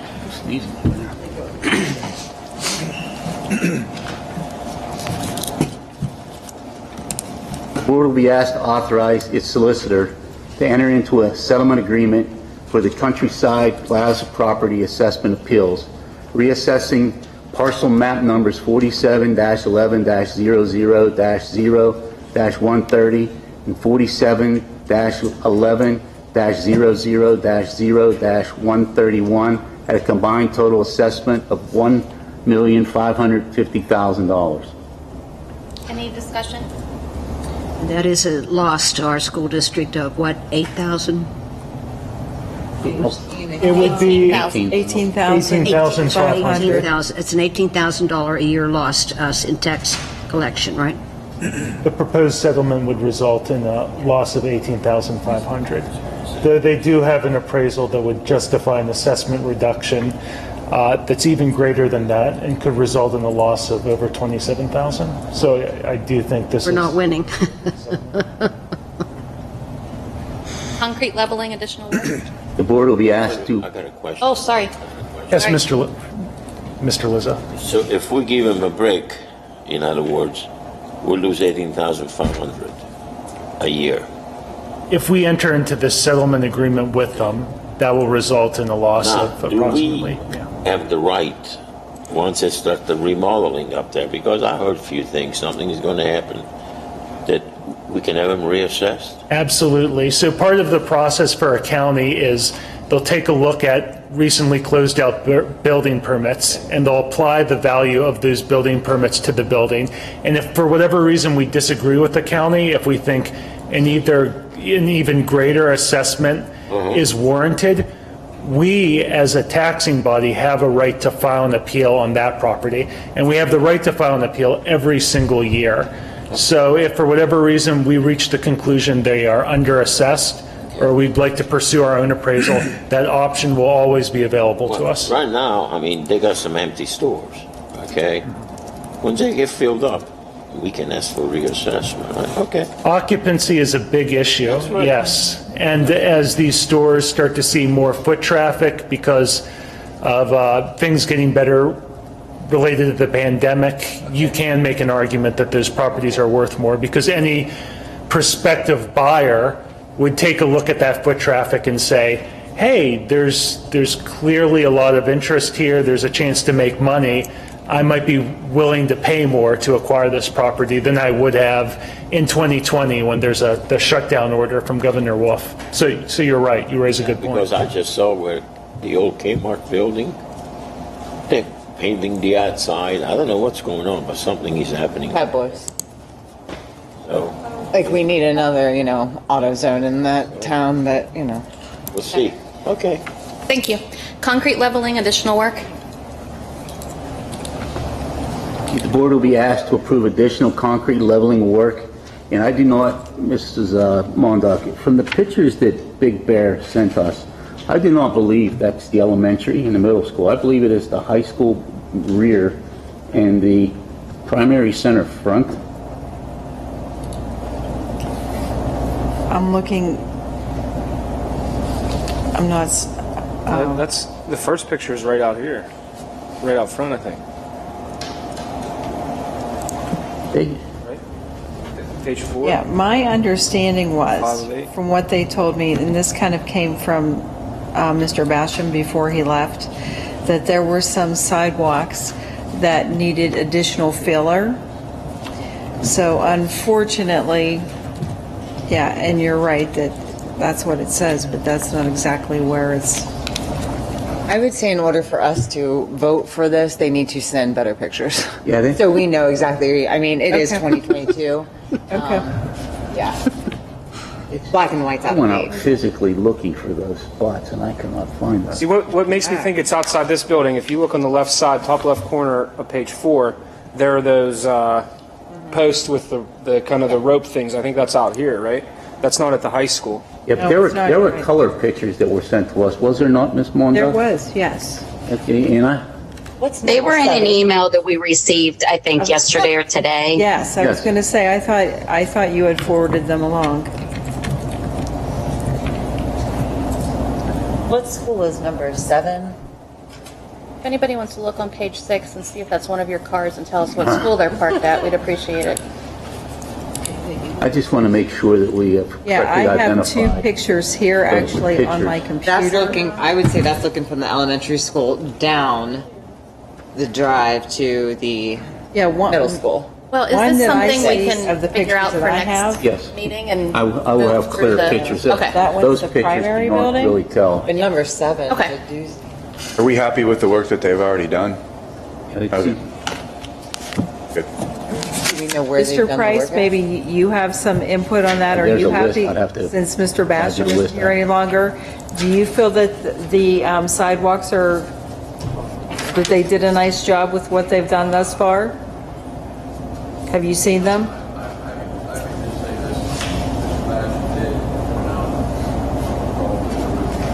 We can't hear you. Sorry. Play this. Play this.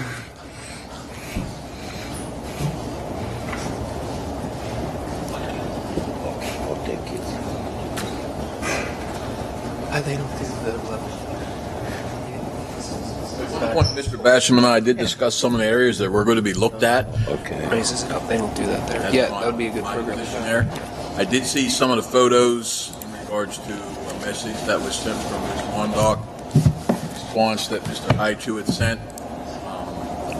My opinion and my opinion only. From what Mr. Basham explained to me, the lifting of the concrete to eliminate the trip hazards as such, that was completed. I wouldn't expect anything else to be done at that point, knowing what I know about concrete, but what your expectation was, I do not know.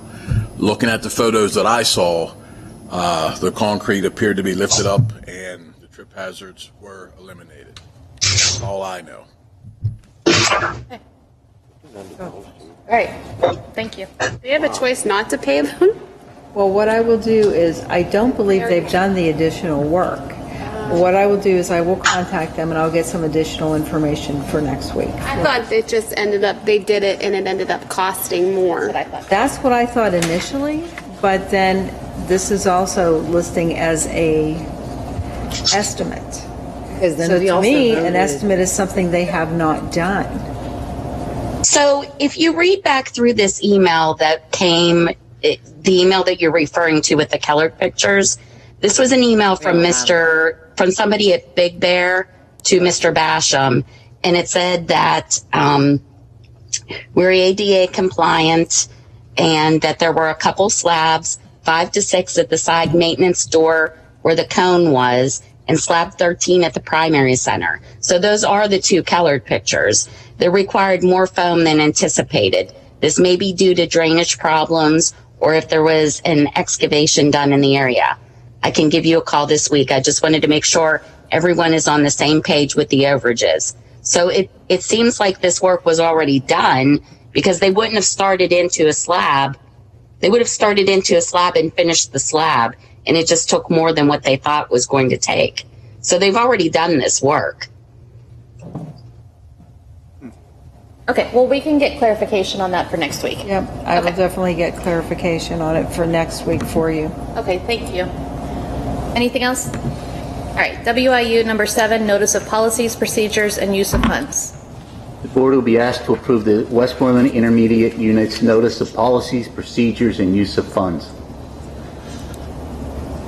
Okay, any discussion?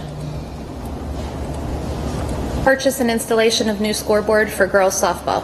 The board will be asked to approve the purchase and installation of a new scoreboard for the girls softball field. Current scoreboard is nearing the end of life and needs to be updated.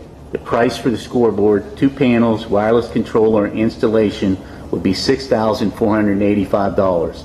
The scoreboard would be funded through the following grants: donation, general fund, the Sports Matters grant through Dick's Sporting Goods of $5,000, a donation from the Southmoreland Softball Parents Association for $1,450, and $35 from the general fund.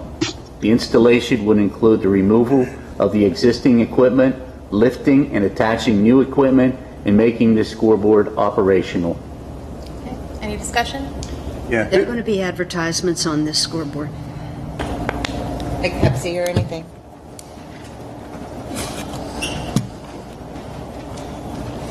So, Mr. Masha, was this work, I am assuming this work wasn't already advertised, and yet we have the estimate for this work. Is that accurate? Actually, Mr. I think she meant, like, is Pepsi going to, like, put their name on the No. It's just the Southmoreland school board, scoreboard. I see. It's through a grant. I didn't know if we needed it's no district money, so do you have to advertise for? Not if it's $35 on the general fund. Who solicited the grant? Who's in? Yeah. And I'm going to continue to do that for the next couple of years, trying to update smaller projects around the district, like the baseball scoreboard needs to be done next year. Things of that nature. I'm trying to find other ways to fund and get done. So. Thank you. Yeah, great job. Yeah, great. I just attended a superintendent's meeting today, and actually there are a lot of districts that question about advertising on it. A lot of districts are making a lot of money by allowing controlled advertising on it, because you have to really be careful concerning that. And I do have a PowerPoint presentation that I'd like to share with the board, but it's branding. You have to look at the branding end of it first, and then move on from that. But there are a lot of I'd be interested to see that presentation. yeah, I wanted to show you. I didn't get over, but there are a lot of districts that are making a lot of money off of advertising, but it's got to be controlled. Anything else? Thank you, Mr. Boring. Donation from Southmoreland I'm Girls. sorry, I need to say something. I'm kind of having a hard time with like the donation coming out of the Southmoreland Softball Parents Association. That's a huge donation coming out of their funds. Not saying that they can't do it, that's up to them, absolutely, but we're only going to do, I mean, they raise their money on donations, period, you know, and we're only taking 35 out of the general fund. It does look a little strange. I mean, it's $14.50 from the Parents Association and $35 Well, I think from that was the a Southmoreland School District. Myself and the softball boosters. It's supposed to be $14.85, and I think I reciprocated the wrong number. So when I got the check in, it was for $14.50, and Pam corrected me on that extra $35. So it's probably miscommunication on my part. So I have a question. What is the line item budget for girls softball for this year in the current budget? And how much have they used? I don't know what it is. I don't have it off top of my head here with numbers, but the majority of equipment funds have been used up this year. We had a lot of teams that needed new uniforms through different funds pulling in different places, and with the required items throughout the school year that we needed to get, there's not enough to fund a full scoreboard from there, but I can look at what is in there. I know in years past, talking with Todd Bunner and other people, they've wanted to get this scoreboard done for a while, and so I was just trying to make it work to the best of my ability here. So if we want to change how we're doing it, I'm fine with that, but they were willing to donate the money, and they're grateful to get a new scoreboard as well. So again, whatever you guys want to do, or we can talk about it. So. No, and just so you guys know, the next thing on this is to accept the donation that's already been donated. I think we say thank you. That's very, very generous of them, and hopefully if things ever decide to move forward in our budgeting, we can increase girls softball like I would like to do with everybody. Next 3-year plan here, me and Mrs. Mondock about the different sports equipment budgets and stuff of that nature. So, you know, I'm just saying, like, why wouldn't we? I mean, it's something that's needed per WIPIALs. I mean, right? Like per WIPIAL regulations or PIAA regulations. Don't have scoreboards that are operational. I mean, it's not an actual requirement to have. Oh, it's not. Okay. And that's what I was wondering. Like, why wouldn't then the school pay the difference instead of having to, whether they are donating it or not unwillingly? Like, why wouldn't just we take care of it?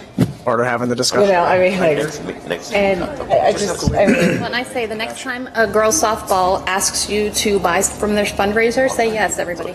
Yes, because they're really we have a lot of our school sponsored boosters that do a lot of fundraisers and different events, and they all do a pretty great job on that stuff. So if you are able to see those things, can support those as well. I would suggest doing that. So. And I just checked to see what the overall budget for this year for girls softball was, and it was $3,000. So obviously the budgets aren't like huge. Yeah. So have they spent $3,000? They have not spent $3,000 in total. No. Okay. They still have a balance of $386. Well, rounded $387. So would that 35 come out of that line item then? No, I'll donate that. I offer to as well. I'm going to donate. Yeah, and to be honest, the day that I told Mr. Boring that, he's like, I'll write a check for you. That's you can Venmo me. I didn't think that's why we were asking though. I'll go get my checkbook. Thanks for let me ask you a quick question, because when we do the turf for the football field, where's that money coming out of? Well, that'll be coming here in a few years. I mean, that's part of our 3-year plan of budget. That's part of our 3-year plan, actually. I totally get that. Nothing against you and getting this grant. That's fantastic. But I just do not feel that the Southmoreland Softball Parents Association should be dishing out that much money for a scoreboard when we are eventually going to be paying for a new turf with the football field. As a district, not as a parents association. So, yeah. I do not feel that $1,450 should be coming from the Parents Association for girls softball. And I think we need to discussion and change how we're doing it. Was the donation already made by the softball? Yes, Mrs. Mondock has it. Okay, so we don't have to vote for it. do need to Well, vote to to ex- accept the donation. The board does have the authority to reject the donation if it wants. Not because I don't, and I want to make this clear, not because I think any of us would feel that what they're donating is wrong. Like, no, it's just I want to make sure that if we are, whatever's going to be good for that goose, better be good for the gander. So if we're dishing out millions of dollars for a football field, like, what's $1,400 for a scoreboard that these girls have needed for, eons? I think too the football field is also used by other sports, so I think football gets a bad By rap. about 9 or 10 programs. The marching band, the soccer, football. I just feel that football gets the bad rap.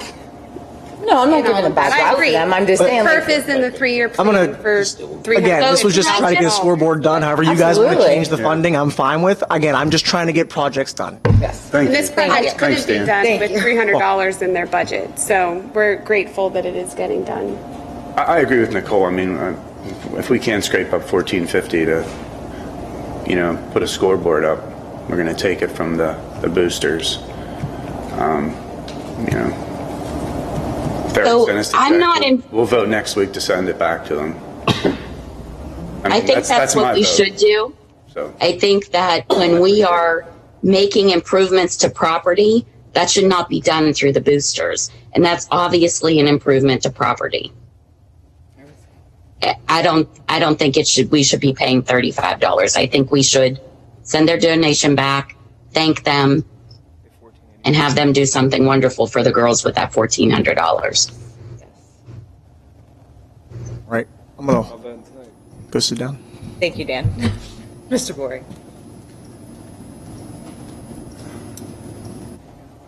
Right. I want to read the next one. I guess everybody got their $35. Now we need $14.50. Donation from Southmoreland Girls Softball Association. The board will be asked to approve the donation of $1,450 from the Southmoreland Girls Softball Association toward the purchase of a new scoreboard. The balance of the scoreboard cost will be paid by the $5,000 grant from Dick's Sporting Goods and $3,500 from the general fund. Any further discussion on this? So we're probably going to have to amend that to say where the $14.50 is coming from, I assume? Because we're going to have to get it somewhere. Mrs. Mondock, before the next meeting, would you please look into if there's any budgetary transfers we can do to make this work? Thank you. I can do tomorrow and look at all the school stuff as well, see where we can. You got it. I don't think it should be taken from any other sports either. I think you know that what I mean. Somebody called that back in trust and donate it. God. I just think it would, to me personally, I think it goes under building and grounds. I mean, it's something that is stuck in the ground that's attached to two poles, and we provide electricity to it. I mean, I just think it gets hard when we're going to say we didn't have this budgeted for, but now that we decided to do it, we're going to pay for it. And then what if the tennis boosters' parents say, "Here, we're going to give you $1,400 toward fixing the tennis courts," and we're like, "No." well, we already proved for those tennis courts to be fixed, and here we are. I totally agree with what you're saying. We have to know where this money's coming from, and we also then can't be like, "Sorry, baseball, you can't get yours fixed." So I believe that it should come from another sport this year that hasn't used their budget. That money's not going to roll over. So if you don't use your $3,000 in girls softball this year, next year it doesn't roll over to $3,380. Right. It stays $3,000. So if football didn't use all theirs or boys soccer didn't use all theirs, and there might be a couple places that we can scrape together $1,400, then that's what should happen, because I'm sure there are other sports that didn't use all of their athletic budget. It doesn't get lumped next year to be a larger budget because you didn't spend it this year. Am I right? You're right. So I think, truthfully, the discussion should end now, and all we can do is wait for Mrs. Mondock to look at things. There's no point in rehashing over and over again. If there is money somewhere that can be found, and that's what the board wants to vote on, that's what we'll do. we'll have both options available for next week if possible. Okay. That would be acceptable. All right. Donation from Scottdale Volunteer Fire Company. The board will be asked to approve the donation of 6 Motorola radios and a band charger for the radios donated by the Scottdale Volunteer Fire Department to the Southmoreland School District. These radios are of professional quality and once programmed will be a direct link to the Westmoreland County 911 and will be utilized by the school police. These radios, brand new, cost $3,000 each. The volunteer fire department just purchased new radios and donated their current ones to the district. Any discussion? I mean, obviously, thank you very much to them for donating those much-needed radios. Can we add to this about looking into what it's going to cost to program these radios? Mr. Kiefer, do you I have don't any know idea? if that would be included in this kind of approval or not. Their cost I of just- programming them?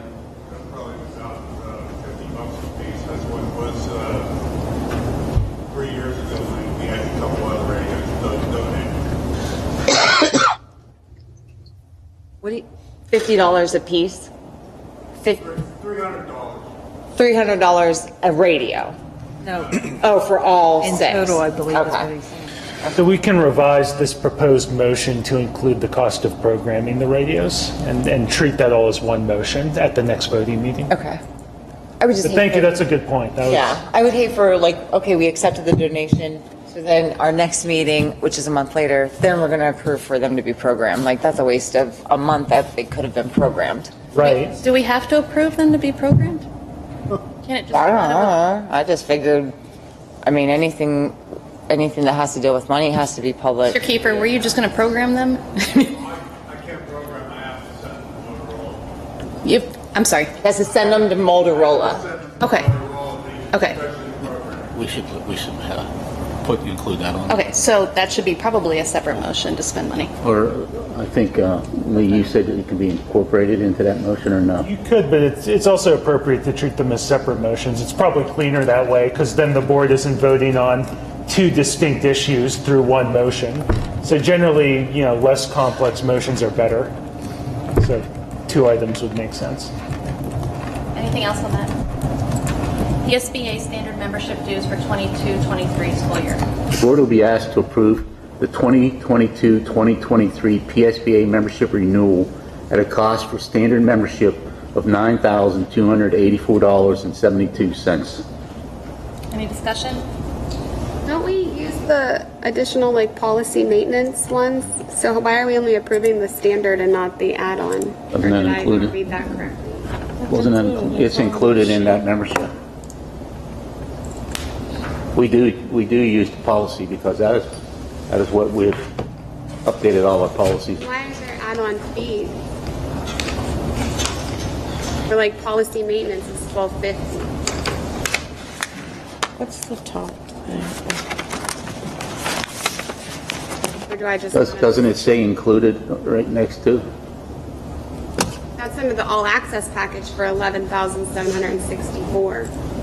You get the standard membership for $9,284. If you want the policy maintenance, it's $12.50, and the administrative regulations are $8.99.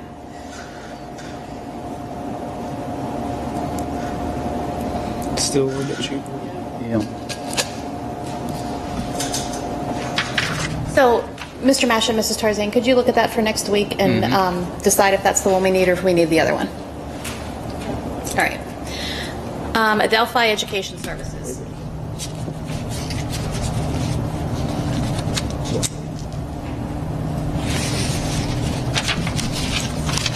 The board will be asked to approve the basic contract with the Adelphi Educational Service for the 2022-2023 school year.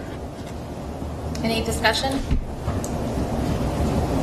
Blackboard contract renewal. The board will be asked to renew the contract with Blackboard Incorporated for website and content management system software with web hosting for the period of 7/1/2022 through 6/30/2023 at a price of $5,100.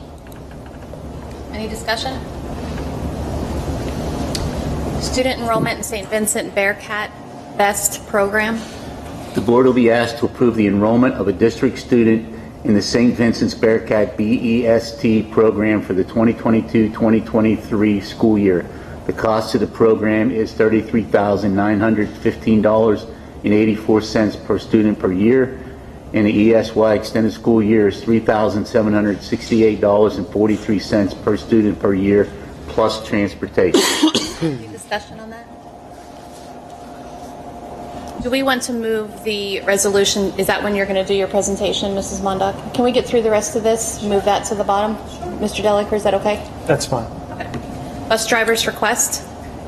The board will be asked to approve at the recommendation of Quest Busing the following individuals, and I apologize if I mispronounce anything. Muhammad E. Al-Shanak, all clearances current and on file with administration. Roberta N. Prinky, all clearances are current and on file with administration. Discussion. Hiring of elementary school counselor. The board will be asked to approve the hiring of Alexis Luthold as an elementary school counselor for the 2022-2023 school year at an M1 salary of $46,045 using ESSER 3 funding. This is a one-year position. Her tentative start date will be August 26, 2022. All clearances are current and on file with the administration. Discussion. Resignation of junior class sponsor. The board will be asked to accept the resignation of Josh Pajak as junior class sponsor effective the end of the 2021-2022 school year and authorize the administration to post a supplemental position for the 2022-2023 school year at a supplemental salary of $1,650. Discussion. Resignation of National Honor Society sponsor. The board will be asked to approve the resignation of Robert Zachary Cavalier as sponsor of the National Honor Society effective the end of the 2021-2022 school year and authorize the administration to post a supplemental position for the 2022-2023 school year at a supplemental salary of $1,050. Discussion. Reinstating building level team leaders. The board will be asked to approve the reinstatement of building level team leaders for the 2022-2023 school year. The list of proposed team leaders include kindergarten team leader, first grade team leader, second grade team leader, third grade team leader, fourth grade team leader, fifth grade team leader, elementary itinerant team leader, sixth grade team leader, seventh grade team leader, eighth grade team leader, middle school itinerant team leader, school counselor team leader, special education team leader, high school math department team leader, high school science department team leader, high school English department team leader, high school social studies department team leader, high school itinerant team leader. The proposed supplemental salary for each position is $3,250, which results in an increase in the budget of $83,602.35, which includes FICA and PSERS. This proposed expenditure would be included in ESSER 3 spending. The job description is attached. Any discussion on this or anything you want to say? I think we had a discussion pretty well. Okay. Job description of custodial utility employee. The board will be asked to approve the attached job description for a custodial utility employee. Discussion? Is this a new title? Is this a new job? What is this? Mr. Price, you out there? Yes, sir.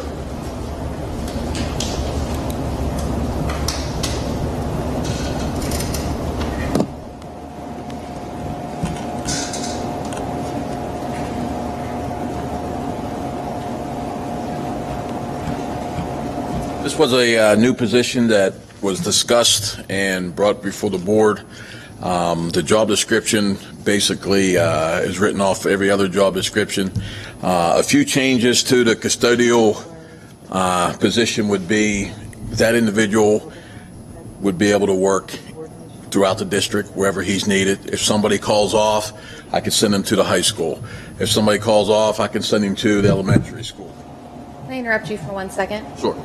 I was eavesdropping and I heard Mr. Liza ask a question and Mrs. Mondock answered it, and I think it would be good for everybody to hear the question and the answer and then also hear your explanations, because I think When people was need this to know discussed? that. Mr. Lidza asked, when was this discussed? Mrs. Mondock said, It was discussed when I did the overtime presentation, and I believe it was February 17th, in regard to how much money we were spending with all of the overtime with the custodians. And then later in that meeting, there was actually a board motion to hire, I believe, a full-time custodial employee, as well as to replace, was it a half-time? I think on February 17th as well. I think it was the 4 hour as well. yeah. So this was can you please find some way for us not to spend so much on overtime? Yes. This was the answer to that. Sorry, Mr. Price. But that's generally what it does. Pretty much falls in line with all the other job descriptions that custodial has. Also in regards to like their contract. If I was to pull somebody from the senior high, or somebody called off, I have to allow them so many hours notice. This individual he's able to work throughout the district. He can cut grass, he can weed whack. If somebody calls off, wherever he's at, wherever he's needed, I can send that individual. So that was kind of the need for the position. It also contractually got away from some of the more traditional things that custodians have right now. And the whole process is to alleviate overtime. So he's like a float. He's a floater, but in talking with the union, they didn't want to use the word floater because I guess in previous positions they had floaters, and whoever, I don't know, got away from that. So I suggested the word utility, just because he'd be able to do whatever, or she, or fill in wherever was needed to compensate or work with, eliminate something. Anybody have any more questions? Mark, I'm just so dumb about this. It says they monitor radio calls throughout the day. What does that mean? That's in all the job descriptions.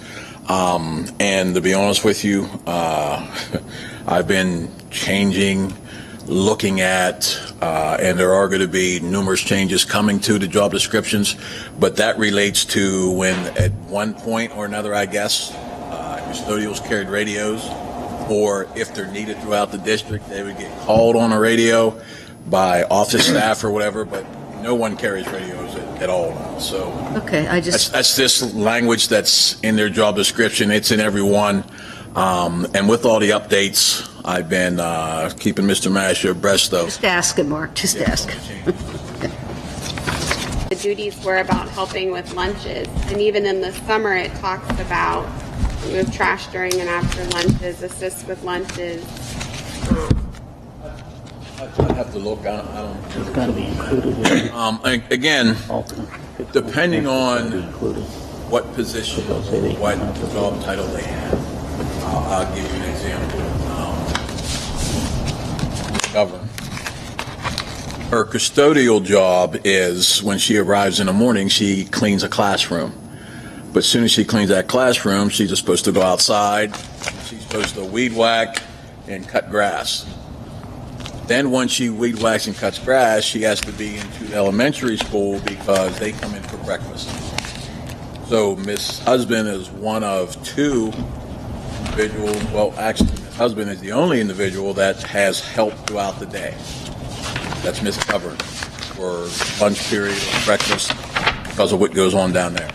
Once that's done, she goes back out and cuts grass. Once she cuts grass, she comes back in and cleans Vicky's office. Then she's supposed to go back outside and cut grass till the end of the day.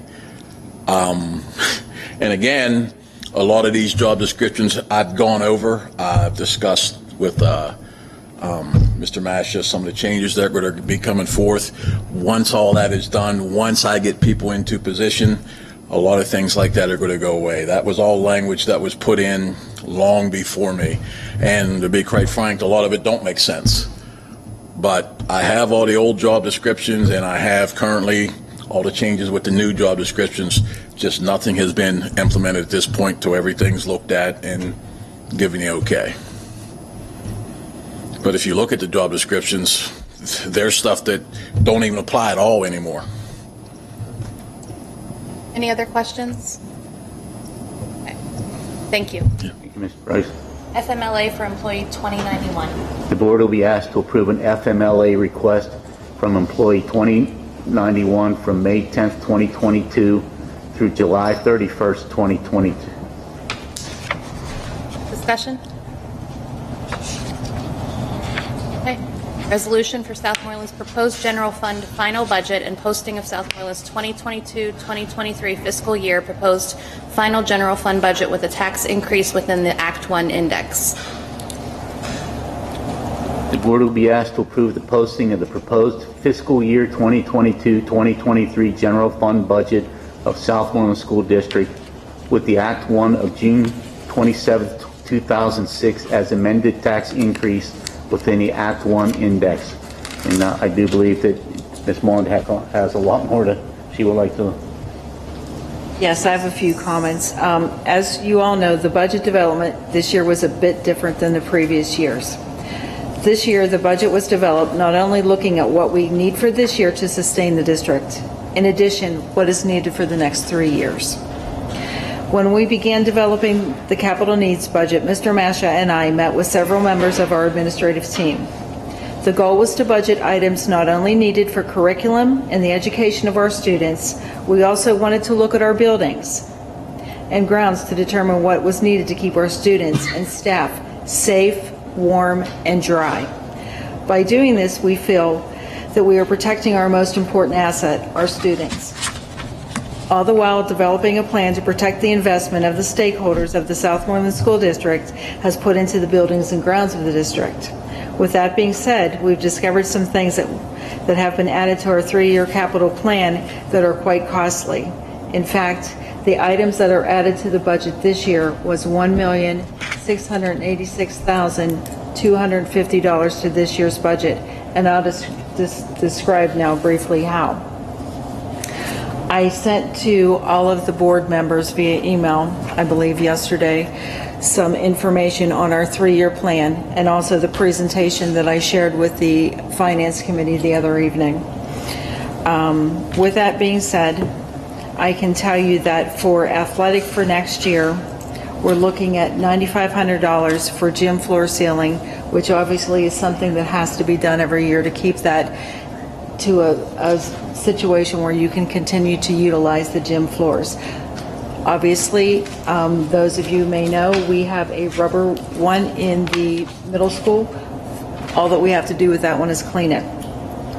We also have $4,100, or $41,900, sorry, wrong, didn't look at the decimal, for the track resurfacing. That is the second part of the project that you all authorized with Bayon to do the track resurfacing. We didn't have all of the money in this year's budget, so we needed to put some in the following year's budget to put the spray on, in which, once again, to protect our investment, that helps us to protect it by keeping the spray on. You guys had approved that. I entered the high school bleacher repairs for $17,300 from a quote that Mr. Boring received in January of 2022, so that we can keep that in a safe. Once again, safety to me is key. We want to make sure that everybody is safe, warm, and dry. So with that, that athletic was $68,700 for this year. When you looked on the spreadsheet, you can see in 23-24, unfortunately, it appears that from what I've been told with a gentleman that has went and assessed the we've had various partners that partner with us go look at and assess some of our buildings and grounds, such as, obviously, we've talked about the roof earlier tonight. We've talked about the track, those type items. You know, we're just trying to look and see where are we, what do we need to do to keep things safe, warm, and dry. The next is, we've talked much about this, buildings and grounds. We have through ESSER 2 and ESSER 3 funding. We have the RTU units, which are the which I call HVAC, which helps us to heat and cool and have circulation throughout the building. We also put an additional $150,000 in next year's budget for paving, because unfortunately You guys have approved the paving that's happening this summer, but what we're getting for that amount of money, I myself, to be honest with you, was stunned at what little you get for that amount of money. So that's something that we have to continue working on. The preventative roof maintenance was estimated by Garland, who has been a very good partner with us, for $19,950. And then obviously some masonry repairs of $21,700. I can tell you today, and you won't see it on the spreadsheet that you currently have, I received some information from Combustion in regard to looking at our HVAC boilers to get a preventative maintenance contract set up for that. That is an additional $7,944. I can tell you as of this moment, that amount is not put into the budget right now because I just learned that late this afternoon. But that's something that we need to look at as well, because if we don't properly maintain those are a costly item as well. And I feel like I'm the Grim Reaper here telling you all of this, but I'm just trying to give you as much information as I've been able to garner in my time here so that you're all aware of what we are facing as a district. With that being said, the amount before the boiler preventative maintenance, the $1,240,950 was added to the budget just for the buildings and grounds items. And as Dr. Fike mentioned earlier, we do have a price for the high school roof, which I talked to you about earlier this evening. I do have that currently in the 23-24 budget, but that is $3,378,000. That is something that obviously I'll have to work with our bank and also with PFM to look at some amortization schedules to see how we fit that into our budget, because obviously that's something that we're not going to be able to just have an outlay of cash for, because we don't have the funds in which to support that. If the roof comes back this year, is needing done sooner than, how does that work? Like if their evaluation of bids is failing? What we'll have to do then is we'll have to look obviously at some financing and see what we can do with that. See if we can do, I talked briefly today to Chris from Garland in regard to possibly doing maybe an apportionment of it, which isn't optimal, but it's something that, that we may have to look at. There are some other things then that maybe we decide not to do, like maybe the $150,000 right there, and then for the paving, maybe we decide to shift that to another year. There are some of those things that you have to do. We have so for the next slide is the custodial and maintenance area. We have a 1979 GMC dump truck that we use for salting. I don't want to tell you how old I was whenever this happened, whenever this truck came into effect. But I will tell you this, whenever I came here, one of the first things that in purchase orders that I approved was a fender and something else for that truck that we had to get just so that it would pass inspection. This is the largest truck that we utilize for our salting of the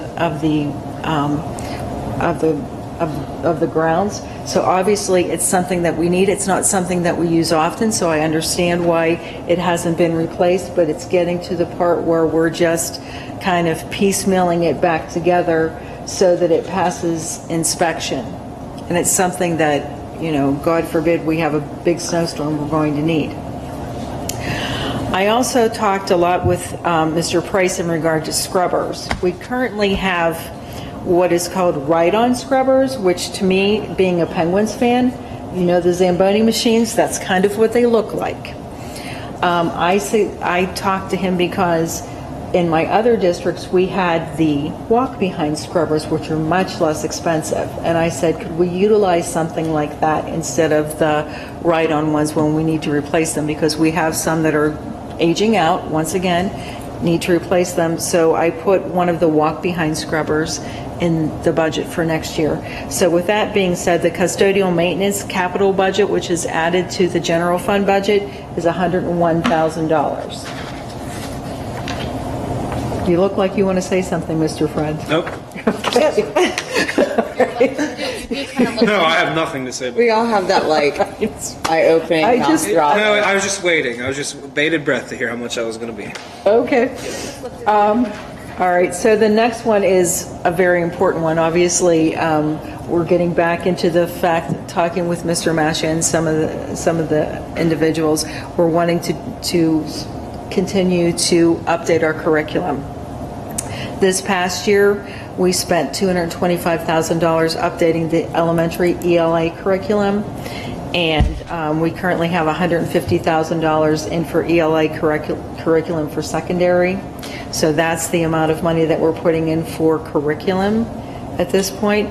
I can tell you that what is next for 23-24 and 24-25 is $250,000 in the budget currently for those in those years, and that is social study and sciences.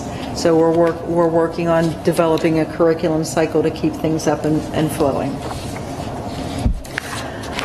The next is something that I talked with Mr. Kiefer about. We do already have some active shooter training that isn't a part of the capital budget in the budget. That's something that he typically did not have his own budget before. So we've kind of worked back and forth with that type information.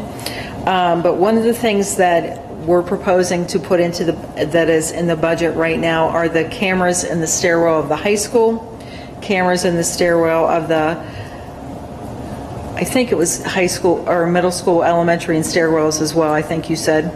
And then there's one additional camera needed at SPC. With that, looking at the cost, I contacted the business manager over at Yock because Mr. Kiefer had known that they were just getting some cameras to get an idea of a unit cost. And we have $6,300. This is the least expensive amount. We have $6,300 in the budget for those for next year. And we're still working on developing some information on interior deadbolts with the radios. Maybe we can hold off on those for a while since thankfully the volunteer firemen just donated some to us. So hopefully that'll bide us some time with that. And the following technology, as we all know, is always a high-priced item in addition to their normal budget. And I think this is something we can probably pull out, and we'll have to talk more with the Finance Committee. Right now, I have $45,000 in for Chromebook replacements, but we had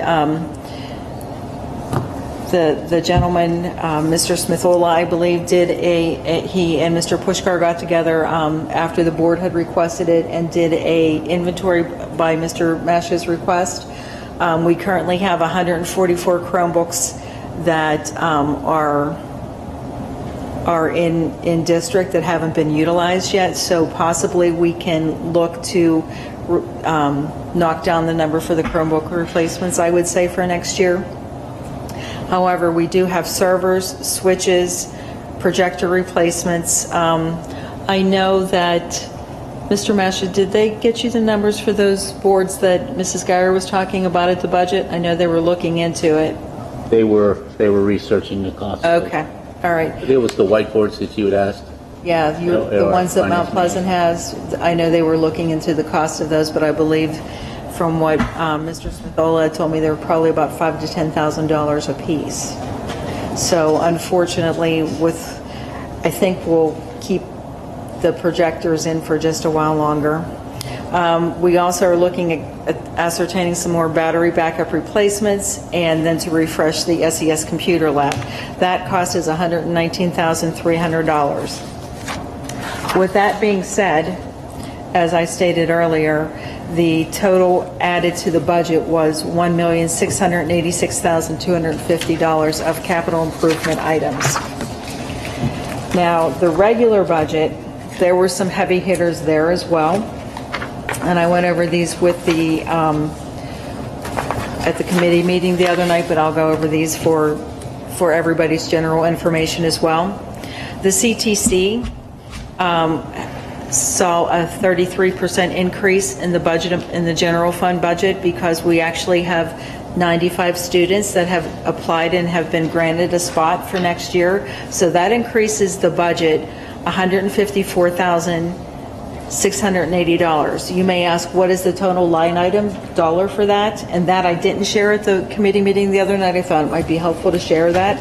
That total was $624,720. So that's something that is obviously a rather large expense as well. Currently, the medical plans, the employee only rates increased by 5.9%. All the other plan types for this year increased by 5.8%. That was an additional $177,405 to the budget. The total expenditure for the medical rates right now in the budget is $2,757,991.74. The teacher contractual salary increases, that was $294,752 on the total amount of their compensation package of $9,613,110. PSER increase net of state reimbursement. That is because obviously the PSER's rates have increased over the year from 34.94 to 35.26. Plus you look at your salary increases. That increased amount was $244,292. Okay, we've went over the dump truck, the RTU units, the track, the bleacher repairs, roof repair, new curriculum. Okay, the increase in electricity costs. That is something, in talking with Keytex, who goes out and gets our rates for us, we had a very advantageous rate. They were at the lowest kilowatt hours, about 4.5, I believe, was the kilowatt rate. It's now, right now we're on a variable rate because, in all honesty, after talking with Mr. Masha, if we would have locked in that day, it would have been 12%. That would have meant well over $300,000 additional to the budget. As it is at the variable rate, Greg, the president at Keytex, believes we can keep our increase by $170,341 between 8 and 9%. So that, unfortunately, is something that is a heavy hitter as well. He said that the rates haven't been this volatile since Katrina. And unfortunately, it doesn't look it's not a rosy picture there. The technology, the refresh, what I was able to do after talking with the Finance Committee the other night, I took that out of the general fund budget and I put that into ESSERS 3, so that helps the general fund budget somewhat. I can tell you that all the discretionary budgets were held flat. That is for each individual building. That is for athletics. That is for custodial maintenance. All of those discretionary spend items that weren't tied, like for our regular supplies, that type thing, even though we are in an inflationary period at this point in time, we held them flat. Cyber charter was increased by $98,000 because looking, as I've monitored that for you all fiscal year, that to me I believe is something that is more realistic, and that total for cyber charter expenditures is $1,515,000. Non-publics. Now that is for your Marikeys, for your Highlands, for your NHSs, those type things. This year we have a current budget of $217,000. Year to date, we have spent $319,437. We're currently $102,437 over budget. So I increased the non-public budget by $175,000. And, you know, obviously that's something that none of us really have any control over. It just depends, and I think with some of the there's been a lot more social emotional needs and those type things, and I think a lot of that is attributable to some of the things that Dr. Claire talked about this evening. We have the social emotional type situations, that type thing. So basically, with all of that being said,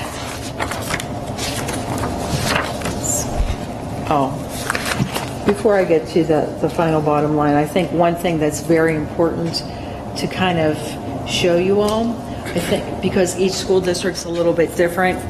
Right now, we are funded by local effort, which is your local taxes, which is your real estate taxes, your earned income taxes, your LST. That makes up 38% of our funding. 52% of our funding now comes from the state, and 10% comes from federal.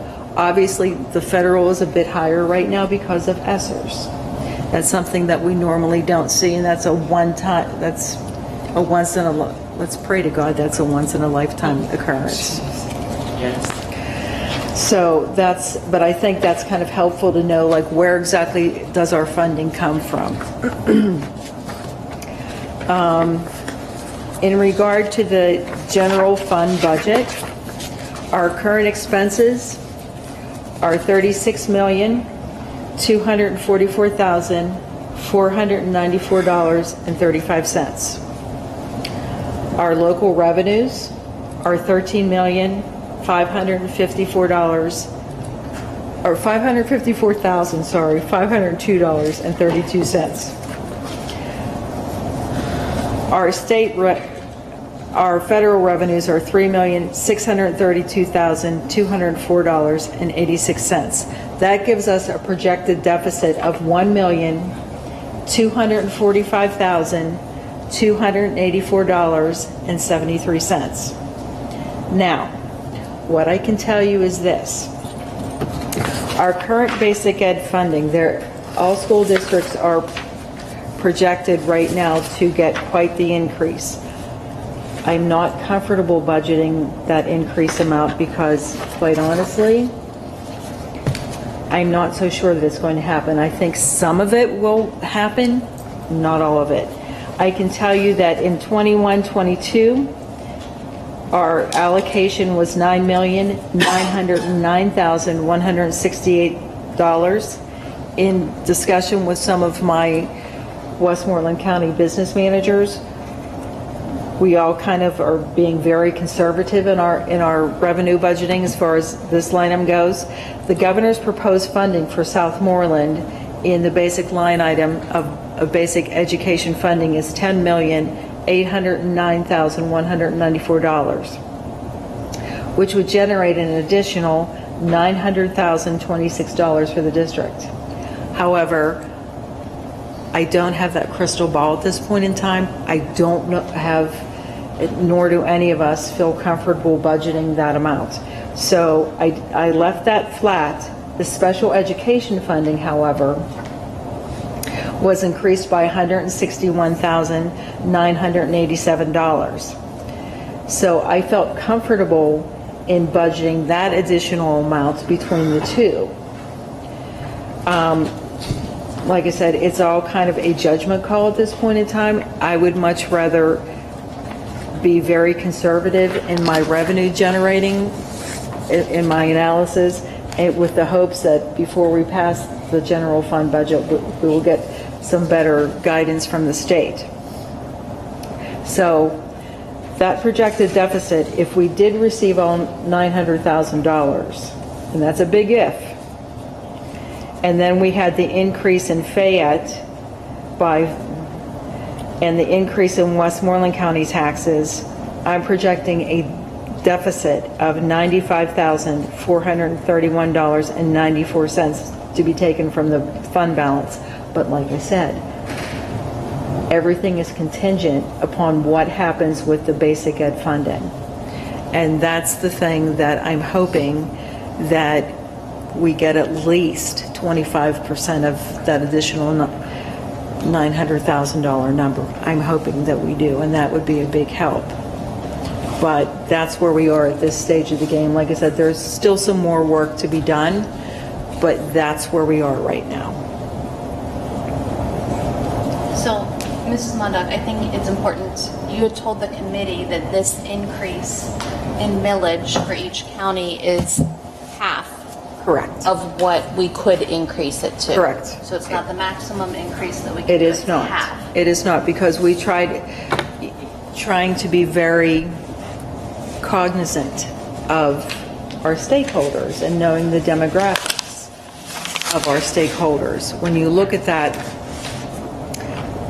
could we increase the index, especially with what we're looking at in what we need to have done in the years coming with the roofs and the turf and all of that? Would that justify that? Yes. But we also have to look at the demographics of our stakeholders. So that's my recommendation, but obviously we'll work some more back and forth, but that's where we are right now. What's the state recommending in regard to raising taxes? Well, what is it? Is it 3 meals? What does that mean? What we did, Mr. Lizzo, was we did back in January, we did the resolution not to raise above the index. That's correct. The index for our school district this year is 4.6%. So with that, and please keep in mind, and this is the thing that's very hard, when you're looking at millage rates, the millage rates for Fayette County, they were assessed in 2001. So obviously their millage rate is much smaller, and their average assessed property value is higher than Westmoreland County. Westmoreland County's last assessed value was in 1972. Same thing. Their millage rate is higher in conjunction with their assessed property value being lower. So we could raise Fayette by 0.8023274, which would make it 18.2442 mills rounded. We could raise Westmoreland counties by a little less than 4%, which is 3.9534. So the starting millage rate from Westmoreland County is 85,000. Dear Lord, sorry, it's getting late. My tongue's not working. It's 85.9442 mills, which with the increase to the index would be 89.8976. Like I said, I'm not recommending that because, we also have to look at what our stakeholders can indeed afford. And with that being said, and I know Dr. Fike at the meeting the other night, she pointed this out, but at the average assessed property value for Fayette, that would be $36.97 over the course of a year, because their average assessed property value is $73,095. The average assessed property value at Westmoreland County is $29,000, because these are 1972 prices, $29,654, and that would be $59.31, because obviously, and then I did an equation to show you what the property value would be. But that's $50-some for this year, and every year after. Exactly, and Dr. Fike, and that is true, and that is true. So it's not just you raising for 1 year. I agree. You're raising for every year after that. But unfortunately, with what we are facing, I'd like to say something to address the proposed tax increase. There's a saying that those who do not learn from history are doomed to repeat it. And I took a lot of time and effort, and I did a 20-year study of tax increases in the Southmoreland School District. Our tax millage rate has gone from 53 to 87, okay, which I believe is a 70% increase. We have, in 2002, we had 2,363 students. Today we have about 1,800 and some, okay? We have lost about 550 students. We lose 1% a year, and that's been going on forever. But what is very interesting is once you raise taxes, you will pay that increase forever and ever and ever and ever and ever. So I went through and I calculated how many times you have paid the 2002 increase, the 3 and so forth one. Just in the 20-year period that I looked at, our people, my constituents, I call them mine, have paid 361.62 more mills over the last 20 years. 361.62 mills. That's been the increase. Let me give you an example. In 2004, the board voted a 9.4 mil increase. Our taxpayers have paid that 17 times till now, and they will continue forever, which was a total of 159.8 mils that they have paid over this period of time. That's just one example, and it goes through. It's cumulative. It's cumulative. But our taxpayers have paid 361.2 mils just in the increases cumulatively over time. So when it says here that you're going to pay $59.31 for an increase, that is forever and ever and ever, and it goes way back. And I only looked at 20 years. And this is my concern. You can't turn on the television that you don't hear the word inflation. Am I right? Hamburgers, what, $6, $7, $5 a pound. What'd you pay for a gallon of gas? How much more can we take from the people who are struggling to survive? We are not a wealthy district.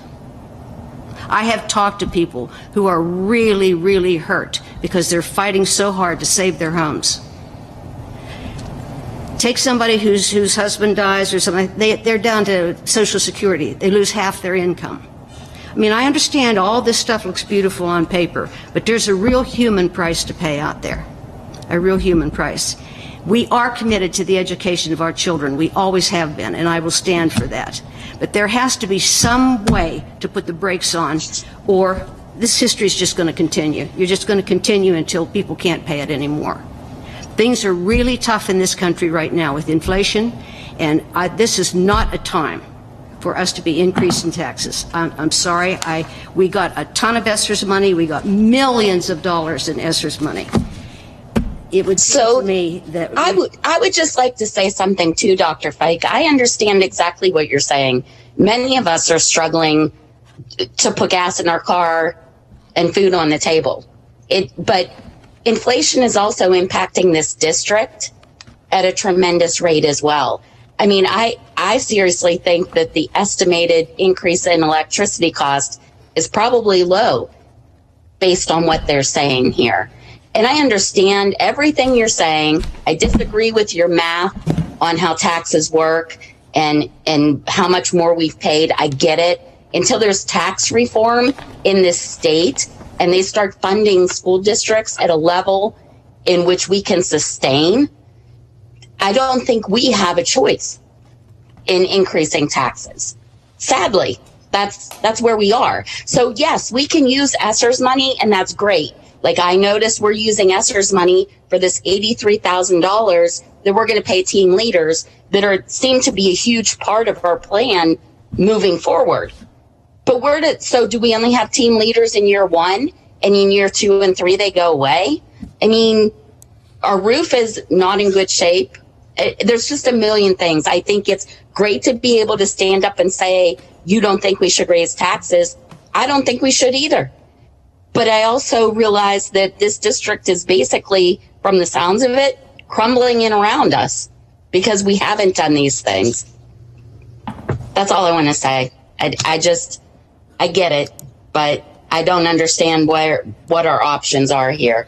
Do we just close one building every other week and send everybody home? I don't know what the options are. There's not a doubt in my mind that this board is going to continue to raise taxes and raise taxes and raise taxes and raise taxes. I just want to tell you that I think there's another side to this story that we are not considering, the human price. I'm certainly considering that. It's not like have ever raised taxes and it didn't affect me personally. It does. It affects everybody. You know, I'm standing here saying I think we should be providing more free meals in the district for summer for kids that need them, yet having to raise taxes. The other side of this is the state needs to step in and do more. That's what they need to do. But until that happens, this is our only avenue to generate to be able to pay our bills and fix the buildings. I don't think anybody on this board doesn't care about the other side of this. We all do. Is there any other discussion?